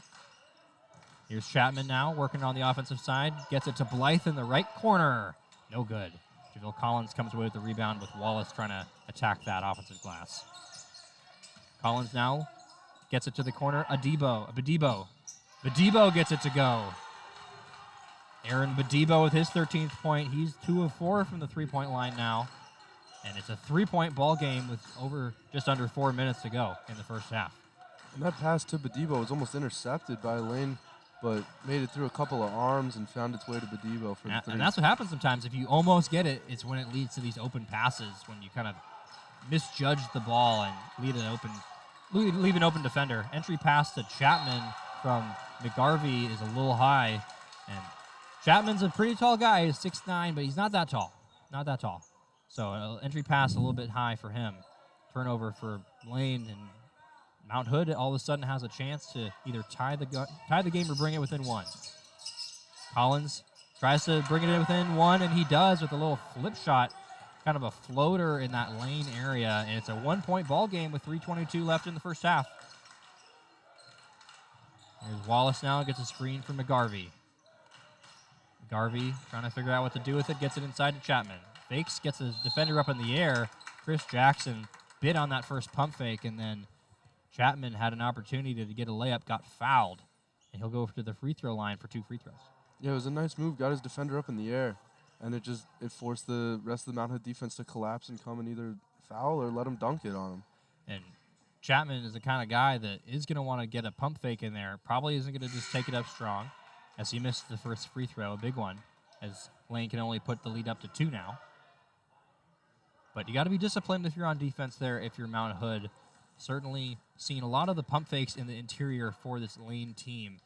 You have to be disciplined, and maybe you won't be called for a foul if you don't jump.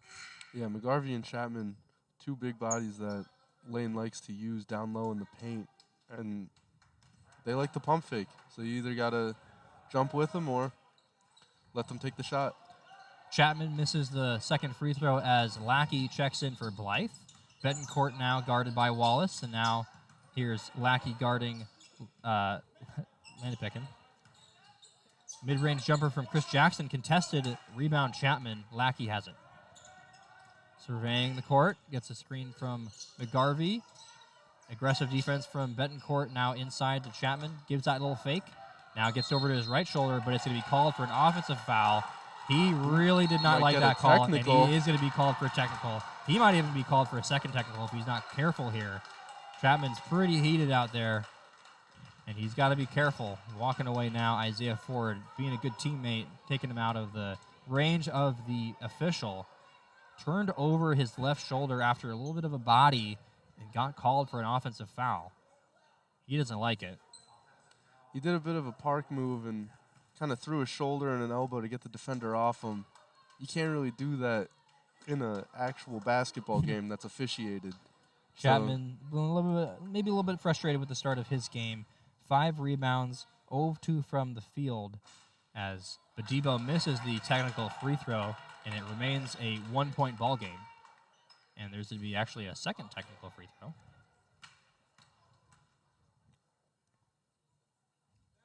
And that one also is missed as well. Crowd enjoys that one. Chapman's still a little upset about the call, walking off to get some water, trying to clear his mind. It'll be interesting to see what happens when he gets back into this game, if he's a little bit more under control. Playing with that intensity, though, you like to see that. Ford now on Betancourt. Chris Jackson gets it in the lane. Can't get a good defensive contest was McGarvey, and a good finish by Jackson, who was trying to say that McGarvey stepped in bounds before the pass, but wasn't called. Ford now gets a screen from McGarvey out to Brown. Wallace in the corner. There was Lackey. Brown now with 14 seconds on the shot clock gets it out to Wallace, guarded by Betancourt tight. Now Brown, Isaiah Ford now in the corner, short corner, trying to figure out what to do with it. 3 seconds left, and they're at to chuck up a shot, and it's good. It's a bank shot from Brad Lackey. Saves a possession for Lane as they take the lead on that 3-point attempt. Tight defense from Isaiah Ford, called for a foul. How big was that 3-point shot, AJ? That was huge. There's 2 minutes, a little less than 2 minutes left. You're down 1. You're struggling to get an open look. So you just put up a prayer of a shot as the buzzer's going about to sound for the shot clock, and you bank it in. It changes the entire mood of the game. As Chris Jackson gets the first one to go. But I agree. It looked like a terrible possession there offensively. You didn't get what you wanted. You just kind of put it up, and especially going to half as it is tied now, you don't want to have, you don't want to end the quarter badly. You want to end the quarter strong, and then it'll give you a different sort of momentum going into the second half. Brad Lackey trying to figure out a way out of the corner. McGarvey ends up giving it to Ford. Wallace now takes an open 3-point look from the corner, and he gets it to go right in the face of Chris Jackson, who's looking around wondering what happened. Ford, though, gives Lane a 3-point, Wallace gives Lane a 3-point advantage, though. Now some pressure as Chris Jackson has it on the right wing. Thinks about a shot, doesn't do it. But Betancourt does, and it's a little strong. Ford now pushing it on the other end, just over a minute left in this first half. Ford finds a way to get it to Lackey, who stepped out of bounds. Let's see if he looks over at the sideline. No, he doesn't, but Oh, there did. He looked at the sideline. That's usually what happens. They step out of bounds. They say, I just didn't know where I was. But yeah, he was unfortunate turnover there. He was pretty far out of bounds on that one. He definitely was. He definitely was. Here's Lanapeckin now. It looks like it's a 3-2 zone, if I'm not mistaken, right now for Lane. A little trap play. Get Betancourt and Ford one-on-one. Lanapeckin now in the corner. Gets double-teamed. Puts up a shot. No good. Brown ends up tipping it to Lackey, who's on the other end. 31 seconds left in the first half. Lackey gets it to Brown. Now out to Ford. Ford waits for Brown's screen and gets it. Gets it in entry pass to Brown, but they're not on the same page. Brown gives a my bad, as maybe Ford thought he was going to roll to the basket. Maybe a missed opportunity there for the Titans. And that also gives Mount Hood the last 17 seconds to try to come down and make a three to tie this game at half. Yeah, I believe the shot clock was off in that previous possession, if I'm not mistaken. Maybe just a few second difference. But, yeah, like you said, now Mount Hood has an opportunity to bring it within one or potentially tie up this game and send it to halftime with an even score between the top two teams in the South Division. See what kind of play is going to be drawn up right now for Mount Hood and head coach Nate Bowie. If I had to guess, I think they're going to try to do something where they either drag a lot of attention to the middle and kick it out to Badibo, or they try to get the attention on Badibo and kick it down low to one of their bigs. Now, get him under the hoop. Do you try to go for the last second shot, or do you maybe do it with a few seconds left in the case you get an offensive rebound? I say you go take it with a couple seconds before, so that way you can try to get the offensive rebound. Because then if that fails, Lane has to put up a full court shot if they get the board. And some half-court pressure here for Lane. Just about 10 seconds left in this first half. Lanapeckin now taking his time, about 5 seconds. 3, 2, it's going to be an open shot for Chris Jackson. No good. And Lane keeps the three-point advantage going into halftime. Pretty close one, though, between these two teams. Two of the better defensive teams in the conference, only allowing about 71 points per game. Both these teams on pace to either match that or be pretty close. Yeah, it's both been a physical game, as we've seen, with 17 fouls coming in the first half, and the technical on top of that. But both teams shooting well, putting a lot of effort, making both teams, they got to score when they come down. And if they don't, the other team's going to come down and score and run up the lead that much more. Now, Mount Hood, one of the better rebounding teams in the conference, have a plus 12 rebounding advantage. I think that's a big reason why they're in this game, AJ, because they're only shooting 39% from the field, whereas Lane, they're actually shooting 56%. The problem is they're getting out-rebounded. Right now, they're not getting out-rebounded. Yeah, they're not getting out-rebounded. It's the turnovers right now. For Lane, they have 10 turnovers, so not being able to get in their offense really hurting them because they're making shots when they're getting the attempts. And it's because of that defensive pressure by Mount Hood, who's usually more of they're usually more of like an out-rebounding team. They usually don't necessarily force their opponents to take the lowest percentages, as Lane is a very good defensive team in terms of that. But right now, what it is they're forcing turnovers, and that's allowing Mount Hood to stay in this game because right now they're not incredibly efficient. Yeah, and like you said, with the rebounds, I think Lane knows this, and they are playing their two big. They always have two big men in there at the time, either McGarvey and Chapman or McGarvey and Brown or Brown and Chapman. They have some combo of the three always out there, so that way they make sure that they have two big bodies down low in the paint to get those boards. And it is working, and it has for the first half. It's just the turnovers, like you said, that's biting Lane and keeping this a close game. And a lot of these are unforced turnovers, too, because Mount Hood only has 4 steals right now. That means that 6 of those passes are just errant passes that have gone out of bounds. Remember, some of these entry passes we've seen have been a little bit too high.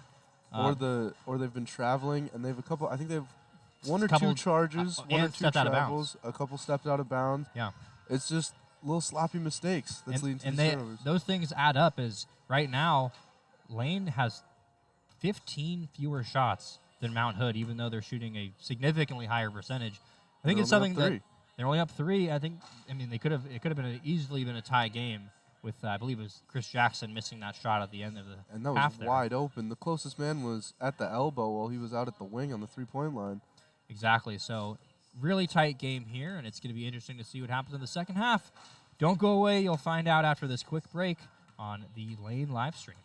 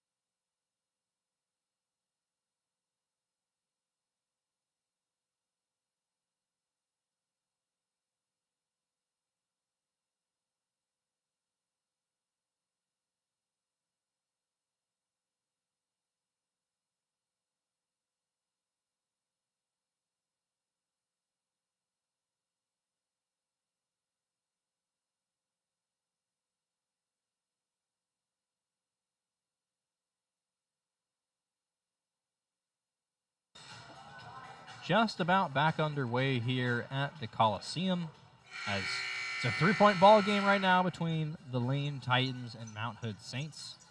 Close first half between these two teams, two of the better defensive teams in the NWAC, as well as being the two teams in the top of the South Division. As you got Jay Elmore about to inbound it to Blythe. He finds Chapman at the top of the key. Gets it to Tyshawn Ford. Ford gets it inside to Chapman. Gets his man to jump, Jackson. And Mount Hood doesn't like it, but they're called for a foul as Chapman got them to jump after the pump fake. As we were talking about earlier in the first half, these big men for the Titans like to do that and work there, as Chapman will get an opportunity for two free throws. A little bit of a tongue twister another there. tongue twister there. But yeah, like you said, use the pump fake. Got one man jumping, leaving the rest of the team trying to figure out how to recover for that mistake, and it led to a foul. Yeah, one false move, as they say, and it's hard to recover from that. Looks like there's some sort of discussion on the court right now between the referees. I was going to say, it looked to be more of a jump ball than a foul. Oh, they're still calling it a foul, but they're calling it on the ground. And Chapman a little confused, but accepts it, as it's going to be based on out of bounds by passing from Tyshawn Ford. He finds McGarvey in that short mid-range area. Backing down his man, gets it to Elmore. Elmore with an open three, and he gets it to go. Elmore hasn't been super involved in this game, but does find the basket there. He's their leading scorer, but that's just his first points of the game, AJ. I mean, Mount Hood had to have known that and is trying to stop him from shooting. And right there, they tried to stop McGarvey, who's been the hot hand tonight. And it left him wide open, and he took the shot. Lanapeckin misses an open shot there. As here's Elmore on the other end. Dribble handoff. Now McGarvey gets it inside of Chapman. Guarded by Sorensen. Bodies him. Might be an offensive foul, and it is. Chapman's talking to the ref. He's saying something. Doesn't like it. But it looked like a pretty clear offensive foul there in my eyes. I can't really see his feet from here, but I think he tried to catch him with his feet moving and put his body into him. And his feet were set. His feet were set? Yeah. Oh, all right. But either way, it shouldn't have really mattered, as Chapman was the one who did lower his shoulder. Sure. And you can't really initiate contact like that. And that's a nice steal, though, by Chapman, but loses the handle on it as he was about to run down the other way. Ford also lost his footing there. The two big men for the Lane Titans converging on Chris Jackson. And McGarvey comes away with a rebound, and Jackson, a little bit of a frustration foul there, as not only the Lane bench, but the crowd also enjoying that call. Just underway here in the second half, and we got already a lot of action, AJ. Yeah, we got 3 fouls in the first minute and a half. A lot of talking between the players. Only 3 points. And only 3 points. It's going to be an interesting next 18 and a half minutes. Tyshawn Ford guarded by Badebo. Now gets it to McGarvey at the top of the three-point line. Blythe drives it in. Now Tyshawn Ford fakes, drives baseline, looks for the reverse, gets it blocked by number 14. That was Jonathan Claxton with a nice rejection. Sorensen now looks to get it to Jackson, does. Badebo on the right wing. Now inside to Claxton. Claxton gives a couple fakes on Chapman. Tries to power it up and in, doesn't get it, but Badebo once again showing that athleticism. He just floats when he jumps up in the air. He's had a couple of putbacks before the ball's even touched the ground. Yeah, and Lane has 2 big men in there, and he's just jumping right over him and grabbing the Not rebound. boxing him out. He's the guy that you have to box out from the perimeter. Yeah. As Elmore gets it inside to McGarvey, and it is to be called an and one. Could have gone either way. It looks like maybe that was Lanapeckin who had his feet moving, and another and one attempt for McGarvey, who was started off this game with hitting, I believe, the first 12 points potentially for the Titans. I think it was 13. 13 points, and he's been a little bit quiet since then. That's his first basket in quite a while, but he has up to 16 points. He hasn't missed a shot from the field. 4 or 5 from the free throw land, and see what he does here. No good on that one. Tyshawn Ford tries to get up and get the rebound, trying to steal it on Jackson. Jackson actually just ends up. It looks like he just tripped, but it's gonna be a foul called on Tyshawn Ford. Yeah, Tyshawn Ford was just running behind him. Was running a little fast, trying to get in front of him to try to get the ball, but it caused Jackson to lose his footing. Looked like he was trying to be really sneaky and just sort of pick his pocket while he wasn't looking, but got called for tripping. Jackson looking to inbound it to Sorensen, does. Now looks through to Bedibo. 2-3 zone now for Lane, it looks like. Bedibo gets it to Jackson on the right wing. 7 seconds left on the shot clock. Jackson spinning, tries to pass it out, gets called for steps. Good defensive possession for Lane there, just not a lot available for Mount Hood right there. They were getting, there were players moving, they were making cuts, but good reactions by this Lane team as they're going to put on some full court press on the Titans. And an open three-pointer for Elmore doesn't get it to go. And it's going to be over the back on Chapman. Has another conversation with the referee. He's been chatting with him a lot today. Yeah, both teams have. And before they even blew the whistle, you already had, I believe it was Lenapekin, just already complaining for the foul, trying to get it called. And it was, but the entire team had their hands up in the air looking for the whistle before the ref even had time to call it. And Brown comes in and subs out Chapman. Looks a little frustrated as he walks off the court. Right now it's Blythe, Crawford, Brown, Elmore, and McGarvey in for the Titans. Lenapekin, Jackson, Betancourt, and a kickball there from Blythe. Bedibo and Jonathan Claxton are the players in for Mount Hood. Xavier Betancourt going to inbound the ball. Looking to find Bedibo, gets an off-ball screen, and he gets it. Guarded by Blythe. Now back to Betancourt on the right wing. Couple jab steps, and now Jackson. Guarded by Crawford. Now loses the ball. Elmore ends up with it. Looking for Crawford. Dribble handoff. Guarded by Jackson.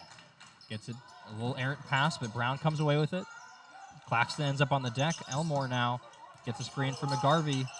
Brown with 14 seconds left on the shot clock. Kobe Crawford looking to find something on the baseline. Elmore now in the corner. Claxton guarding him, the big man. Blythe with 6 seconds left on the shot clock. Gets it to Elmore. Elmore drives it in. Finds an open shot. Contested, though. And it's going to be a shot clock violation. Good defense by Mount Hood there. A lot of good rotations. Yeah, they were constantly switching. They're in zone, obviously, if they're switching that much. And Elmore just made that hop step through to the inside, and all of Mount Hood knew that there was only a couple seconds left and he had to put it up, and the entire team was in the area to make sure that it was a contested shot. And you got to give Claxton a lot of credit, too. He had Elmore, the guard, on him, and maybe you would say that was a defensive mismatch for the Titans, and he did a good job to stay in front of him as a little reach not called, but that's Lenapekin ends up getting a nice bank shot to go up and in, and it's a 4-point advantage now for the Titans. Kobe Crawford almost loses it, passes it to Elmore, now gets it to McGarvey. That's Mechanic, drives in strong, but gets fouled by Betancourt. Nice, a strong drive from Cole Mechanic there. And is that to be called? That is a free throws, right? Has to be free throws. Should be. Don't see why it wouldn't. And it will be. That's I believe it's the third time this game that Mechanic has just driven in and gotten fouled pretty hard and just sent to the line and not even really allowed a chance for that layup to go up.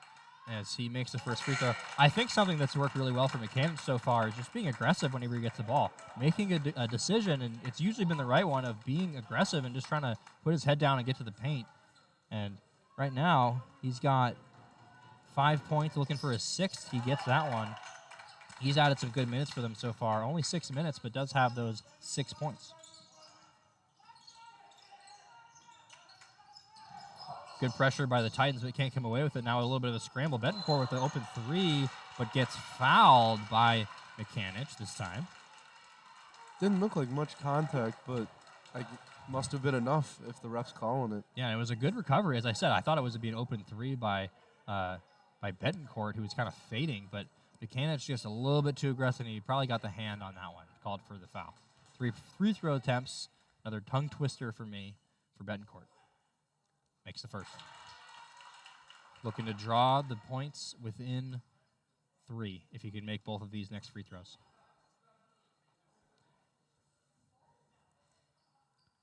Betancourt, one of the top 50 qualified scorers in the NWAC. He has 6 points in this game.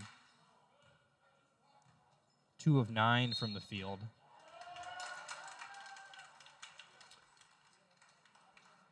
And did he miss that one? No, the coach was talking. Mount Hood's coach was talking with the ref, and I believe it was about Jackson who's shooting the free throws, because he looked over and said, "Nah, I'm good." Oh, they're giving him a technical. Giving him a technical. Wow. And that's going to be Isaiah Wallace that takes the technical. That was one of the calmest technicals I've ever experienced. Knocks down one of the 2 technical free throws. I guess there's 2 technical free throws. So wait, does that mean after this technical I think they're going to free take throw, 2 more shots, I believe. Well, 1 more, because he's already taken 2 free throws. This is the second technical. It's a 5-point advantage now for Lane after the series of free throws for both teams. And let's see how many free throws they get here. I think it should just Should be the 1 more, because he's already... Has he taken 2? He's already taken 2. Yep, 1. So 1 more free throw attempt for Betancourt. But then does that mean it's Lane's ball now after the technical? Yes. He made it. Yes. Sweet. Full court pressure here now for Mount Hood, and gets a little bit of a ball loose situation. Crawford ends up with the ball. It looks like there's going to be something called. Is that they another called technical? a technical on the coach because he's on the court. Ah, and he probably got in the area of the ball He as was. it was inbounds. That's what it looks like to me from up here. The refs are discussing it, though. But that, if I had to take a guess on what the call is, I believe it is because Mount Hood's coach was basically on the Nate 3-point line while they were playing full court press, and the ball bounced right next to him. And he stayed on the court and didn't even make an attempt to get out of the way. Yeah, Nate Bowie's out there pleading his case right now to the referees. Well, because this is his second, if it is, because I believe the first Now, what one, happened? Does he get ejected from the game? I think so, if this is his second technical. Now that would be pretty interesting. Been a lot of tensions here in this game, I would say, between not just the players and the referees, but the coaches as well. Except the one with the coach here seems pretty calm. We don't even really know what's happening from how calm it is. But yeah, not a lot of demonstrative body language, or just a lot of talking, a lot of chatting from the referees and the players and the coaches. White's going to shoot 2 free throws, so I believe there is another technical called on Mount Hood. Wow. And it's going to be Cole McCanninch who takes these 2 free throws. And, yep, Mount Hood's coach is ejected. Yeah. And he's walking off the court right now. It's going to be... That might be one of the most subtle ejections that I've ever witnessed. It's going to be, I believe, assistant coach Scott Campbell who takes over for the Mount Hood Saints. But yeah, just a pretty wild turn of events here, AJ, as we've got a head coach ejection as Cole McCanninch makes the first of 2 free throws. And yeah, he didn't fuss at all. He just walked off the court right underneath us here on the catwalk. Yeah, and the whole time it was just a normal conversation with his player, normal conversation with the ref. Technical, came down, shot another free throw. Ball was in play for maybe 5 seconds. And the referee's still talking over to I think Mount Hood's sideline. Now it's to the assistant coach maybe explaining the situation. Want to get a name check on that assistant coach just to make sure we're correct. I believe it's Scott Campbell. I'm 95% sure. As the Lane women's coach walks behind the men's bench. As here is McGarvey now getting into Wallace cleanly. Debo playing perimeter defense. Brown with the pick. Now he gets it inside, and it's a nice little flip shot. Gets it up and in. Soft touch there by Brown. Even though Mount Hood's coach was just ejected and they've been on a little bit of a downfall just there, their bench and fans are louder than they have been all game. Yeah, certainly gotten everybody involved, and that was Claxton hit a mid-range jumper, got it to go, and it's a 6-point game now. 15 minutes left. Here's Cole McCanninch with an open 3, doesn't get it to go. Wallace ends up with the rebound. McGarvey ends up giving it to him on the dribble handoff. Out to Brown. Brown fakes. Now out to Kobe Crawford. Gets it inside to Brown. Brown gets a little fake. gets him. He gets his man Claxton up in the air and gets it up and in with the right hand. A couple good minutes there by Brown. Does a good job to get that one. No foul called there. Could have been some contact. Lanapeckin guarded by Wallace. Now here's Betancourt. Kind of a slowed down possession here. 11 seconds left on the shot clock. Cross-court pass. 2-3 zone for the Titans, working well. Gets a wild shot, and here's Wallace coming down on the other end. Wallace looking around. McCanich gets it. Passes it out to the corner. Kobe Crawford takes it in. Now takes it out. McCanich drives in strong. Now takes it and pulls it out. Wallace with an open three. No good. Brown tries to get up a hand in there, and he does, and he flips it back up and in, but it doesn't get the roll. Good offensive rebound there by Brown, but just doesn't quite get the finish. A little bit of a pressure here by Lane on the other end. And now here's Jackson that takes the contact and puts it up and in. No foul called. 54-48 now. Mount Hood is trailing with 13:35 left in the second half. Crowd is chanting defense for the Mount Hood Saints, Kobe Crawford driving on Claxton, and that's to be looks like it's going to be a blocking foul. No, they called a No, charge. they're going to call two different referees had two different calls. Looks like The refs have been. a little out of sync here. Yeah, there's been a lot of stuff happening with these referees Yeah, very today. very close call there. Could have gone either way. From what it looked like up here, it did look like a charge on Lane. I thought it probably was a charge, but if you made the argument to me that it was feet moving, I wouldn't have been super upset. Well, yeah, I have no idea what their feet look like from this angle. And it seems like the refs are still discussing it a little bit. Yeah, there's been a lot of discussions today. Pace is slowed down here in the second half. Still 13:24 left in this one. Long way to go. What do you think? What do you think Lane needs to do to get a little bit of an advantage here? I think they've been getting their shots inside. It's just they've been struggling to make them as much I as they think were the in the turnovers, beginning. too. And the turnovers. Right now they're sitting at they've only had 2 turnovers so far this half. You're right. You're right. In these 6.5 minutes, which isn't bad. They have cut it down, but I think so has Mount Hood. They're at 6 turnovers right now for the whole game, which is half. That's as many. That's very impressive. 14-11 advantage in the second half right now for Lane, as they lead by 6. Baseline out of bounds. Lanapeckin gets it to Jabil Collins, who passes it over to Betancourt. Now he gets it back. And now he gives it back to Betancourt. And they're just playing a two-man game right here. Betancourt got him to turn around. Brown didn't know where he was, and now here's Tyshawn Ford in the fast break situation, pulls it out. He's on that left wing, gets a screen from Chapman. Now he gets the ball inbounds, guarded by Brooks.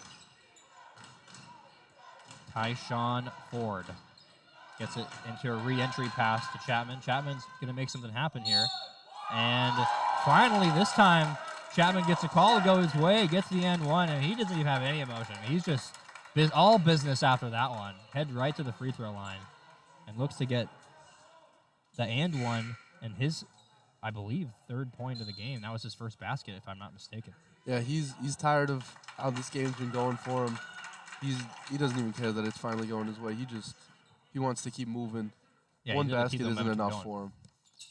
And he cannot get the and one free throw to go. It'll stay a 8-point advantage for Lane. Lanapeckin. Now Chris Jackson, guarded by Tyshawn Ford. Jabil Collins gets it over to Betancourt on the left wing. And he takes a three-pointer after the defense sags a little bit. Offensive rebound by Brooks, and he can't finish the first one, but he gets the second one. And it's a 6-point deficit now for Mount Hood as their fans are enjoying that one. Looks like the women's team is sticking around to support their Mount Hood Saints. And it's going to be going the other way as well. Offensive foul on, looks like that's going to be on Elmore. Not sure exactly what happened on that one. Called an illegal screen on on Brown. I okay. believe. I did see the 2-1. So another kind of careless turnover there for Lane. As it seems like right now they're getting their shots to go whenever they get them, but there's just these turnovers that they've been having in situations where they like to clean those up. Yeah, for sure. These turnovers are what's allowed them to come back from Good basically a defense by 10-point Chapman. deficit to now 6. Kind of a touch foul there on Tyshawn Ford. I don't know how much of the arm of Brooks he got there, but they're going to call that one, and Brooks is going to head to the line as there's already 7 fouls now on Lane, and this game's tightening up as we're heading into the 12-minute mark here in the second half. Yeah, and there's a couple people on Lane that are now in foul trouble as we're heading into, like you said, the final couple minutes. There's 12 minutes left, and Cole Mechanic has 3 fouls, Tyshawn Ford 3, Chapman has 4 fouls. And they get the offensive rebound here, and they're going to get an and one as well. I don't know. From this angle, Zach Brown seemed like he was straight up in the air Maybe and did not move. Maybe not so good of a call there, but regardless, Chris Jackson will go to the free throw line. He's looking to continue his solid game. Chris Jackson has 12 points on 5 of 12 shooting, looking for that 13th point. And he gets it to rattle in as Lane leads by 3 points now with 12 minutes exactly left in the second half. Tyshawn Ford, guarded by Jackson. Looks off the screen from McCarvey. That was McCarvey. McCarvey misses the shot, but Lane ends up with the offensive rebound. Tyshawn Ford gets his man to bite a little bit, but doesn't do anything with it. Elmore now gets the ball back with 10 seconds left in the shot clock. McCarvey gets a screen. Now he gets it inside position. Back out to Elmore. He has an open look, and he gets it to go. He's pumped up after that one. A big basket for Lane to respond after a little run by Mount Hood there. And it settled down a little bit for the Titans. Yeah, and Elmore's now hitting his shots from 3. That's his second 3 of the night. He's now shooting 50% from around the arc. And somebody that shoots a really good 3-ball for this team is JaVale Collins puts one up, and McCarvey gets the rebound. Lackey in the game now, looks ahead. Tyshawn Ford corrals that little errant pass. McCarvey with the screen. Ford out to the corner. Lackey, quick trigger. No good. Brooks ends up with the board. Debo ends up going the other way. Collins, entry pass to Brooks, a little jumper. Can't get it to go. Ends up in the hands of Brown. Ford pressing. Now slows it down. Breaking down his man Betancourt, who got a hand on it. Now Debo switches onto him. Now entry pass into Brooks, who does a nice job to get the hand on that one. Entry pass to McCarvey, excuse me. And Lackey is called for a foul, being a little bit too aggressive on that fast break situation. Ball slowed down after the foul, but could have been, and it will be free throws here for Chris Jackson, who looks to add to his 13 points. I believe it's still the single bonus, or is it already the double bonus? That's a great question. We'll find out here soon. 1-on-1 still. I believe you just said. Jackson does not hit the first. Brown tries to corral it, and it looks like he touched the ball while he was standing out of bounds. Betancourt did a nice job there being aggressive, not just letting Brown have that one. And they're going to keep the ball, does Mount Hood. Down by 6. Betancourt ends up with it. Thinks about a 3. Now gets it out to Collins. Oh, wow. Nice putback dunk by Debo. Third putback of the game, and he's skied up for that one with the dunk. Tyshawn Ford loses it, but gets it back. Brown, now McCarvey. Elmore. Looking around, and miscommunication there by Brown, trying to pass it to Tyshawn Ford, who wasn't looking. And don't look now, but it's only a 4-point game, and Mount Hood has possession here with momentum. Yeah, after the missed free throw, which you feel like would be a momentum killer, turned into an offensive rebound. Turned into an offensive rebound. And then a putback dunk. A putback dunk, which just raised the momentum through the roof for Mount Hood right now. And down by 4, but certainly seems like they have all the momentum right now. Claxton ends up with it in the mid-range area, tries to put it up, no good. Tried to save it, did Lenapekin, but can't quite do it. It'll end up with the Lane. timeout. It looks like it's going to be Lane who called that timeout, and probably a good one, AJ, after a little bit of a back-and-forth stretch there, but it seemed like Mount Hood did take a little bit of the momentum, kind of slowed it down after that missed shot and got the rebound. But, yeah, it's been an interesting second half so far, a bit back and forth, but what are you seeing right now from both these teams? Well, Lane's slowed down a little bit, and they're having trouble getting to the inside like they were in the first half. Mount Hood definitely fixed that. They're not letting them body them into the paint. They're holding their ground and keeping them outside the paint. And it's forcing them to take these more difficult shots, and they're still hitting them, just not as often, which has allowed this comeback. And Mount Hood's defense has really stepped up, which leads to better offense because you'll get fast breaks with that. And certainly these two teams both very good on the defensive end, and defense does lead to offense. We've seen some good positioning from both of these teams and a little bit of sloppy play, but right now Lane is currently leading the half, 18-19, currently leading the game by 4. But right now, it seems like it's anybody's ball game because it's going back and forth. Yeah, definitely. It's only a 4-point game, 10 minutes left. And right now, Lane's at 10 fouls, and Mount Hood's only at 5. Or not 10, my bad. 9 fouls. Next will be 10. Yeah, next will be 10. And Mount currently, Hood's at 5. Mount Hood's still averaging under 40% from the field, 20% from the three-point line, and they're still within 4. It really goes to show how their extra possessions are paying off for them.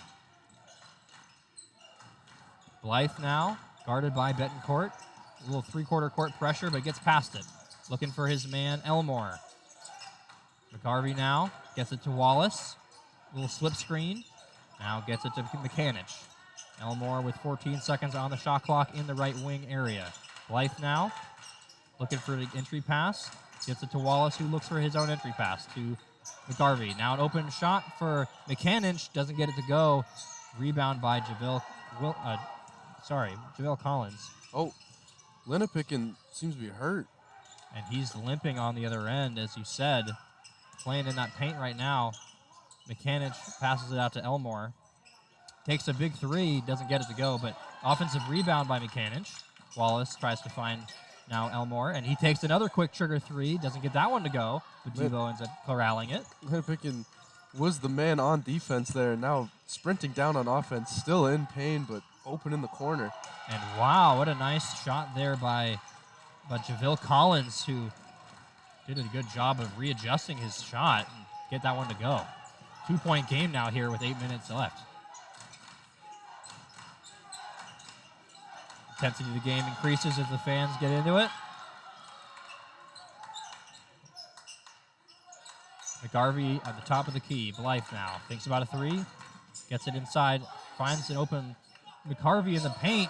And a great little fake there by Blythe. Got his man up in the air. Allowed the entry pass into his big man. And McGarvey ended up finishing that one. It was a good shot. Lenapikin passes it out to Betancourt, guarded by Elmore. Screened by Claxton. Now it's Lenapikin getting it back out to the three-point line with 10 seconds left. Entry pass inside, but it's no good. Blythe ends up with it. Now here's McCanich, has a little bit of space on his own, and he has a wide-open left-handed layup. Claxton didn't pick up the ball, and that's what McCanich has been doing all game, finding a way to be aggressive, and whenever he's made those quick decisions, they've led to easy baskets. Yeah, right there was a miscommunication in the defense, led to no one being in the area for that layup. But like you said, he's been doing that all game. Just previous times he's been fouled. This is the first time he's been able to go in easily and just get the layup and leave. And McCanich, a guy that hasn't played a ton of minutes in this game. I think he's at about 8 minutes or so, but has done a really good job of being that spark plug offensively. He's at 11 minutes, but 10 points. That's the kind of numbers, efficiency-wise, that you like to see, averaging right now about a minute per point, a little bit over that, I would say, or a little, you know what I'm trying to say. Yeah, I get a point per minute. Point per minute, there you go. There we go. So, Cole McCanich added some firepower to this offense. And he's shooting 50% from the field as well and 100% from the line. And it's not like he's taking these shots, outside of the flow of the offense. He's really just taking what's being given to him. A great example on that fast break there. Saw the open lane, had a wide open left-handed layup. Yeah, exactly. He's just doing what's coming natural to him as the game's going on, and he's just finding what's right and taking the most from it. and that's why he has a point per minute. And it'd be interesting to see here which of the perimeter players for Lane will kind of take over here. McGarvey, the leading scorer with 18 points. Only 2 other players have 10 points. Mechanic is one of them, as well as Isaiah Wallace. All of their score is around 5 to 8 points, but it'll be interesting to see who of these perimeter players will end up taking the lead here and leading this Lane team down at the end of the game. JaVale Collins gets it inside to Jackson, who flips up a left-handed shot pretty wild. Chapman comes away with it. Mechanic now in the break. Has Wallace to his right, but finds Blythe on the other side of the court. Big shot missed by Elmore. Open three-pointer, but it's corralled by Chris Jackson. Now thrown to the other side of the court by Betancourt. Double-teamed by both Wallace and Mechanic. Brooks now with a little bit of a loose ball, but it still remains with the Saints. Betancourt takes a pretty contested three-point shot, but gets his own rebound somehow and pulls it back out with 19 seconds left on the shot clock. Badebo now with Mechanic on him. Swing pass. Tries to get it inside and does find his man Brooks somehow. Kind of a touch foul once again. Looks like Brooks didn't have complete control on that one, but still, I believe it was Chapman that was called with a foul. Either that or Wallace. They gave it to Mechanic. Oh wow! Actually, and he was just behind everybody, so I guess we just couldn't see what he did to commit the foul. But yeah, it looked like Brooks kind of didn't have complete control of that one.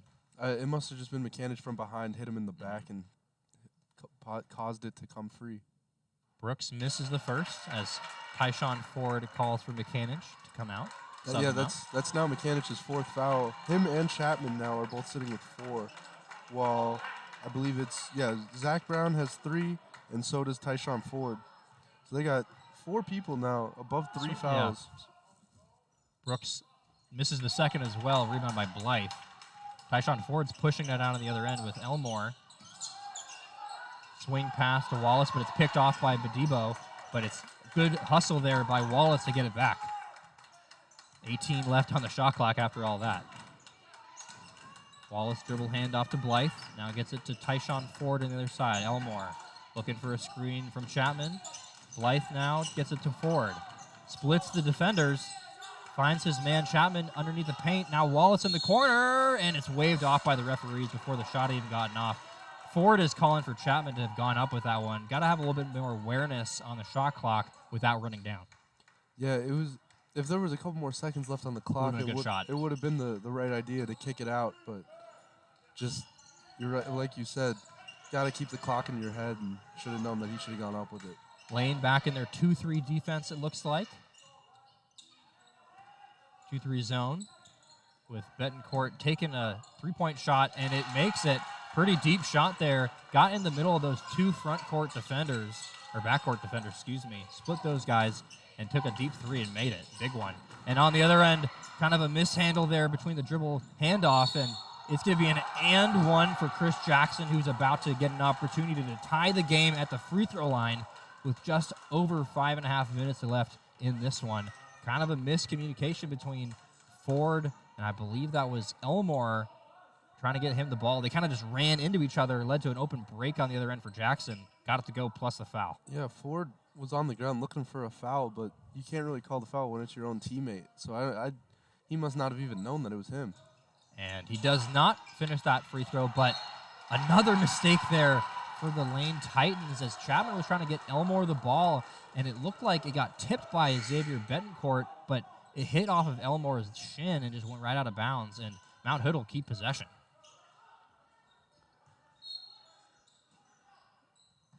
Here's Jackson now receiving the inbound pass. Betancourt thinks about a 3. He hit just one just a second ago. 15 seconds left on the shot clock. Brooks with the slip screen. Now Badebo thinking about a 3. Breaks down his man. Finds a way to get to his right side. Bank shot, and that's an impressive bank shot right there. Gets it to go, and Lane now trailing by 1 with 5 minutes and 12 seconds to go. Big possession here for Lane. Elmore trying to find an open look. Now Blythe. Wallace probing. Elmore now switches it over to the other corner. Chapman receives the inbound, interior pass. Working on Jackson, gets to his right hand, and that's a nice shot by Chapman. Still looking over the referee for seeing some contact, but doesn't press his case too much. But a big basket there by Lane to retake the lead. Yeah, Chapman wanted the foul, but he knows that if he says anything a little too much, He already has that one he's technical done for foul. the game, and that'll give Mount Hood 2 free throws to take the lead. And good offensive possession there by Mount Hood. Did a good job by Brooks to use his physicality on Chapman. Gets it up and in. And they retake the lead. Tyshawn Ford brings it back out. Looks for a screen now. Passes it on to near the elbow area with Blythe. Looking for Elmore. Now he has to reconsider. Finds it. Tyshawn Ford on the other end. He gets it inside on the baseline. Now back out to Blythe in the right corner. Can't get it to go. Chapman fighting for the rebound. Gets it and saves it. Ford now gets it over to Blythe. Now into the mid-post area with Chapman. 14 seconds left on the shot clock. Into the corner with Elmore. Now back out to Ford. Breaking down Betancourt. Turns over his left shoulder. Puts up a wild shot. Can't get it to go. Looked like it could have been a jump ball for a second there as Chapman got a hand on it. A little behind the back pass by Jackson when he was on his knees. But now Chapman comes in there. Calling that a foul on Chapman? That looked like it should have just been a loose ball fighting for the ball. And if that's true, that's going to be Chapman's 5th foul. I believe. It's either on Wallace or on Chapman. I believe. And Wallace is sitting there saying, hey, that was on me, because I Yeah. think he knows that his guy Chapman has 4 fouls. But either way, they're subbing Chapman out.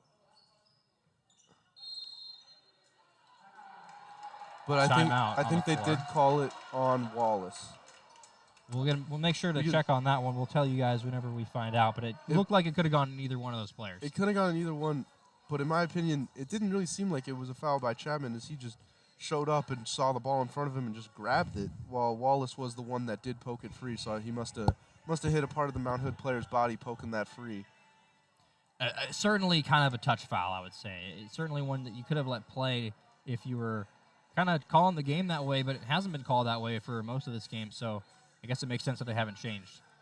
Yeah, they've been calling touchy fouls all game. As we see, there's 15 fouls in this half, and I believe there was 15 to 20 fouls in the half before this one. So the field goal percentages for these teams have crept closer together, 41.5% now for Mount Hood. Lane is down to 47.8%. So Lane, although they're significantly leading the field goal percentage department, find themselves down in this one with just under 4 minutes left. It's going to take some. It's big boy time now, right? Yeah. The Mount Hood and Lane momentum, I would say, is pretty much even.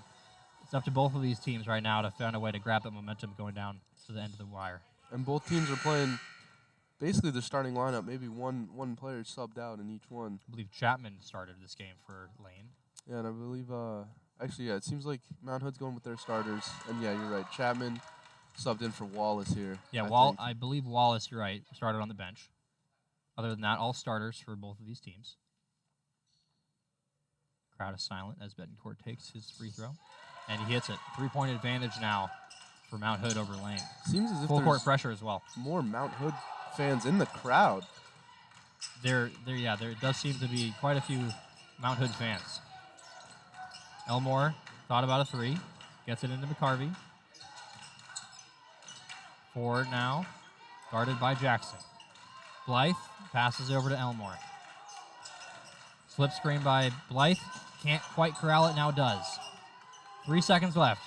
McGarvey with a big 3, no. Ford ends up with the rebound, though. Tyshawn Ford pulls it out, 18 seconds now on the shot clock. Guarded by Jackson. Looking for a screen, now calls it off. Dribble handoff to Elmore, who takes a big 3, and he doesn't quite get it. Ball is around, and Vadebo finds it.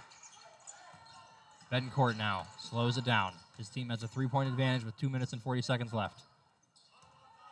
They're going to look to run some time here and get a good shot. Brooks gives him a screen. Betancourt decides not to use it, passes it over to the corner with number 1, for his name, Javille Collins. Brooks gets a little flip shot up on the baseline. It's a 5-point lead, 2-possession advantage for the Saints over the Titans. Wallace gets it over to Elmore. Blythe now drives it in. Turnaround. Elmore now probing. Wallace gets past his man, trying to find a way to get it up and in. Tips it, but can't quite corral the rebound. Javale Collins finds a way to grab that one. Just under 2 minutes left. The Titans down 5. Yeah, Mount Hood taking their time, making sure their offense runs as smoothly as it can here. Any turnover would be devastating to give up and let a comeback start. And Lane really needs a stop here right now, AJ. Otherwise, they're going to be down almost potentially 3 possessions in this one. Badibo with a 3 to put it up 3 possessions, and he does. A big shot by Badibo to put Mount Hood up 8. And now Lane really needs a basket here with just under 1 minute and 30 seconds remaining. Yeah, if Lane struggles to get a basket here, that basket could have been the dagger. Could have been the dagger there as Tyshawn Ford hits a shot after the play is called dead. That would have been a very useful 3. 6-team foul on Mount Hood. Not going to be in the bonus quite yet. Sideline out of bounds. Wallace is going to pass it in. Minute 20 remaining. For the top of the South Division. Dribble handoff. Wallace thinks about a 3. Now gets it into McCarvey. Takes it up strong. Gets it up and in. Big shot for Lane as they needed to pull it within 2 possessions, and they do. 1 minute 7 left in this one in the second half. 6-point advantage for Mount Hood as they've taken control in the later part of this half, but still a chance for Lane here. And they're going to have to start with a good defensive possession. What do you think they need to do to get that done? They just got to make sure that if they switch, everyone knows that there's a switch. There's been a couple of times where they go to play some help defense, and it just leaves a man open, and then Mount Hood's been able to swing it and find that open guy. But Lane kind of needs to stick to their zones, make sure that they don't leave a man wide open, because doing so could put this game away. Certainly some big shots, particularly that one by Aaron Badibo, who's 9 of 12 from the field, by the way. Had a pretty incredible putback dunk earlier, and that extremely important three-pointer to put up the Mount Hood Saints by 8 with just over a minute and a half. Yeah, that three-pointer, that you could tell put a message through the room that Mount Hood's here, and they're going to do whatever they can to win this game. Full court press, a little bit of a trap. Collins now trying to find a way out of it. Blythe a little bit aggressive, but no foul call. Now Brooks is in the front court area all alone. The defense gets back for the Titans, and an intentional foul looked like from McGarvey on Brooks. That's a smart foul. McGarvey only has 1, so he has fouls to give. And Brooks isn't, he's a big man, and big men aren't the best free throw shooters. Going to look up these free throw numbers for Brooks right now. Brooks is a 53% free throw shooter. There you go. Not the best free throw shooter. Hopefully he misses both for Lane. As he makes the first one, and that puts it to a 3-possession game once again. A big free throw for Brooks. Yeah, that is not what you want if you are Lane right now. Still another big shot here. Brooks to make it a 8-point advantage for Mount Hood. And does. 56 seconds remaining for Lane. Trying to get it inbound to Ford. And he just hits it off of the leg of Badibo. Smart play there by Blythe. Just knew that the timer's running down for his 5 seconds to get the ball inbounded and just threw it off of Badibo. Again, smart play. Yeah, reset that 5-second inbound clock. He knew that he was running out of time, like you said. Important, though, for Lane to get some good cuts here to get to the basketball. Allow that inbounder to get an easy pass. Got tipped. Ford's going to save it. 51 seconds left. He had to do something fast. 3-point attempt by Wallace, and it's tipped. Saved by McCarver. But it looks like Lane might be running out of chances here with 39 seconds left. They're not intentionally fouling. They're just going for steals. And they're going to have to do something here soon. And looks like they're just accepting defeat here. And it looks like you said, Lane is going to fall to number 8 in the conference coaches poll, Mount Hood. After a tough battle, 5 seconds left on the shot clock, Betancourt finds a way to get up a shot. No good, but a rebound corralled by Jackson, who's had a nice game for the Saints. Looks like it's a traveling violation, but with just over 11 seconds to go in this one, it looks like the final score is basically all but needs to be decided here. Yeah, unless Lane puts up one more shot, which it looks like they're going to try and do. Wallace trying to find somebody. Here's Blythe, has to put up a shot. Bricks, And that's game. and that's game. A big win for Mount Hood, finding a way to take control of this game near the end. It looked like Mount Hood was on the ropes for most of this game, but found a way to get a big victory. Took a big 8-point lead with about a minute and a half left in this one, and Lane was not able to get back into the game. And unfortunate for Lane. Yeah, I think honestly their main problem had to have been turnovers. Like we were saying all game, they were shooting better, but the game was closer than it should have been because of the turnovers. And here, I think end of the game, the shooting percentages were closer, but that was Lane putting up desperation shots, so that's going to lower their shooting percentage. But they still finished shooting 44% from the field compared to Mount Hood's 42. It's just they had 9 more turnovers. They had more than double. Mount Hood only had 8. Lane was 17 turnovers, and that's what led to this 8-point win for Mount Hood.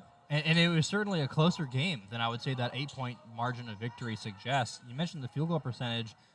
Most of this game, Mount Hood was under 40%. And for a lot of this game as well, Lane was over 50%. And I think that the biggest thing was the turnovers by Lane really killed them. 17 turnovers to 8 turnovers for Mount Hood. And for Lane, while they were making shots early, they didn't find a way to make those shots near the end of the game. They were running some good offense, did get some good looks, but it seems like those little turnovers that they had, stepping out of bounds, not getting the entry pass in, throwing that out of bounds, those seemed to hurt them down the stretch. Yeah, for sure. Like, the points off turnovers, Mount Hood had 20 and Lane only had 7. If you take that away, Lane probably would have been coming out on top on this one if you take away just the points off turnovers. Well, if you take away those points off of turnovers, Lane wins this one by 5. Yeah, there you go. So a disappointing result for Lane. They fall to second in the NWAC South standings as Mount Hood has the 7-1 record in conference as Lane falls to 6-2, still ahead of Umpqua. But it's been a good one broadcasting for Lane, the live stream. Unfortunate ending for the Lane Titans, but I want to thank everybody that made this broadcast possible, everybody at Lane, everybody at KWVA Sports, where we're from. I want to thank my partner AJ for a great couple games, but that's all from us here at the Titan Coliseum. Final score from the second game: Mount Hood wins this one, 75 to 67. We'll see you next time here on the Lane live stream.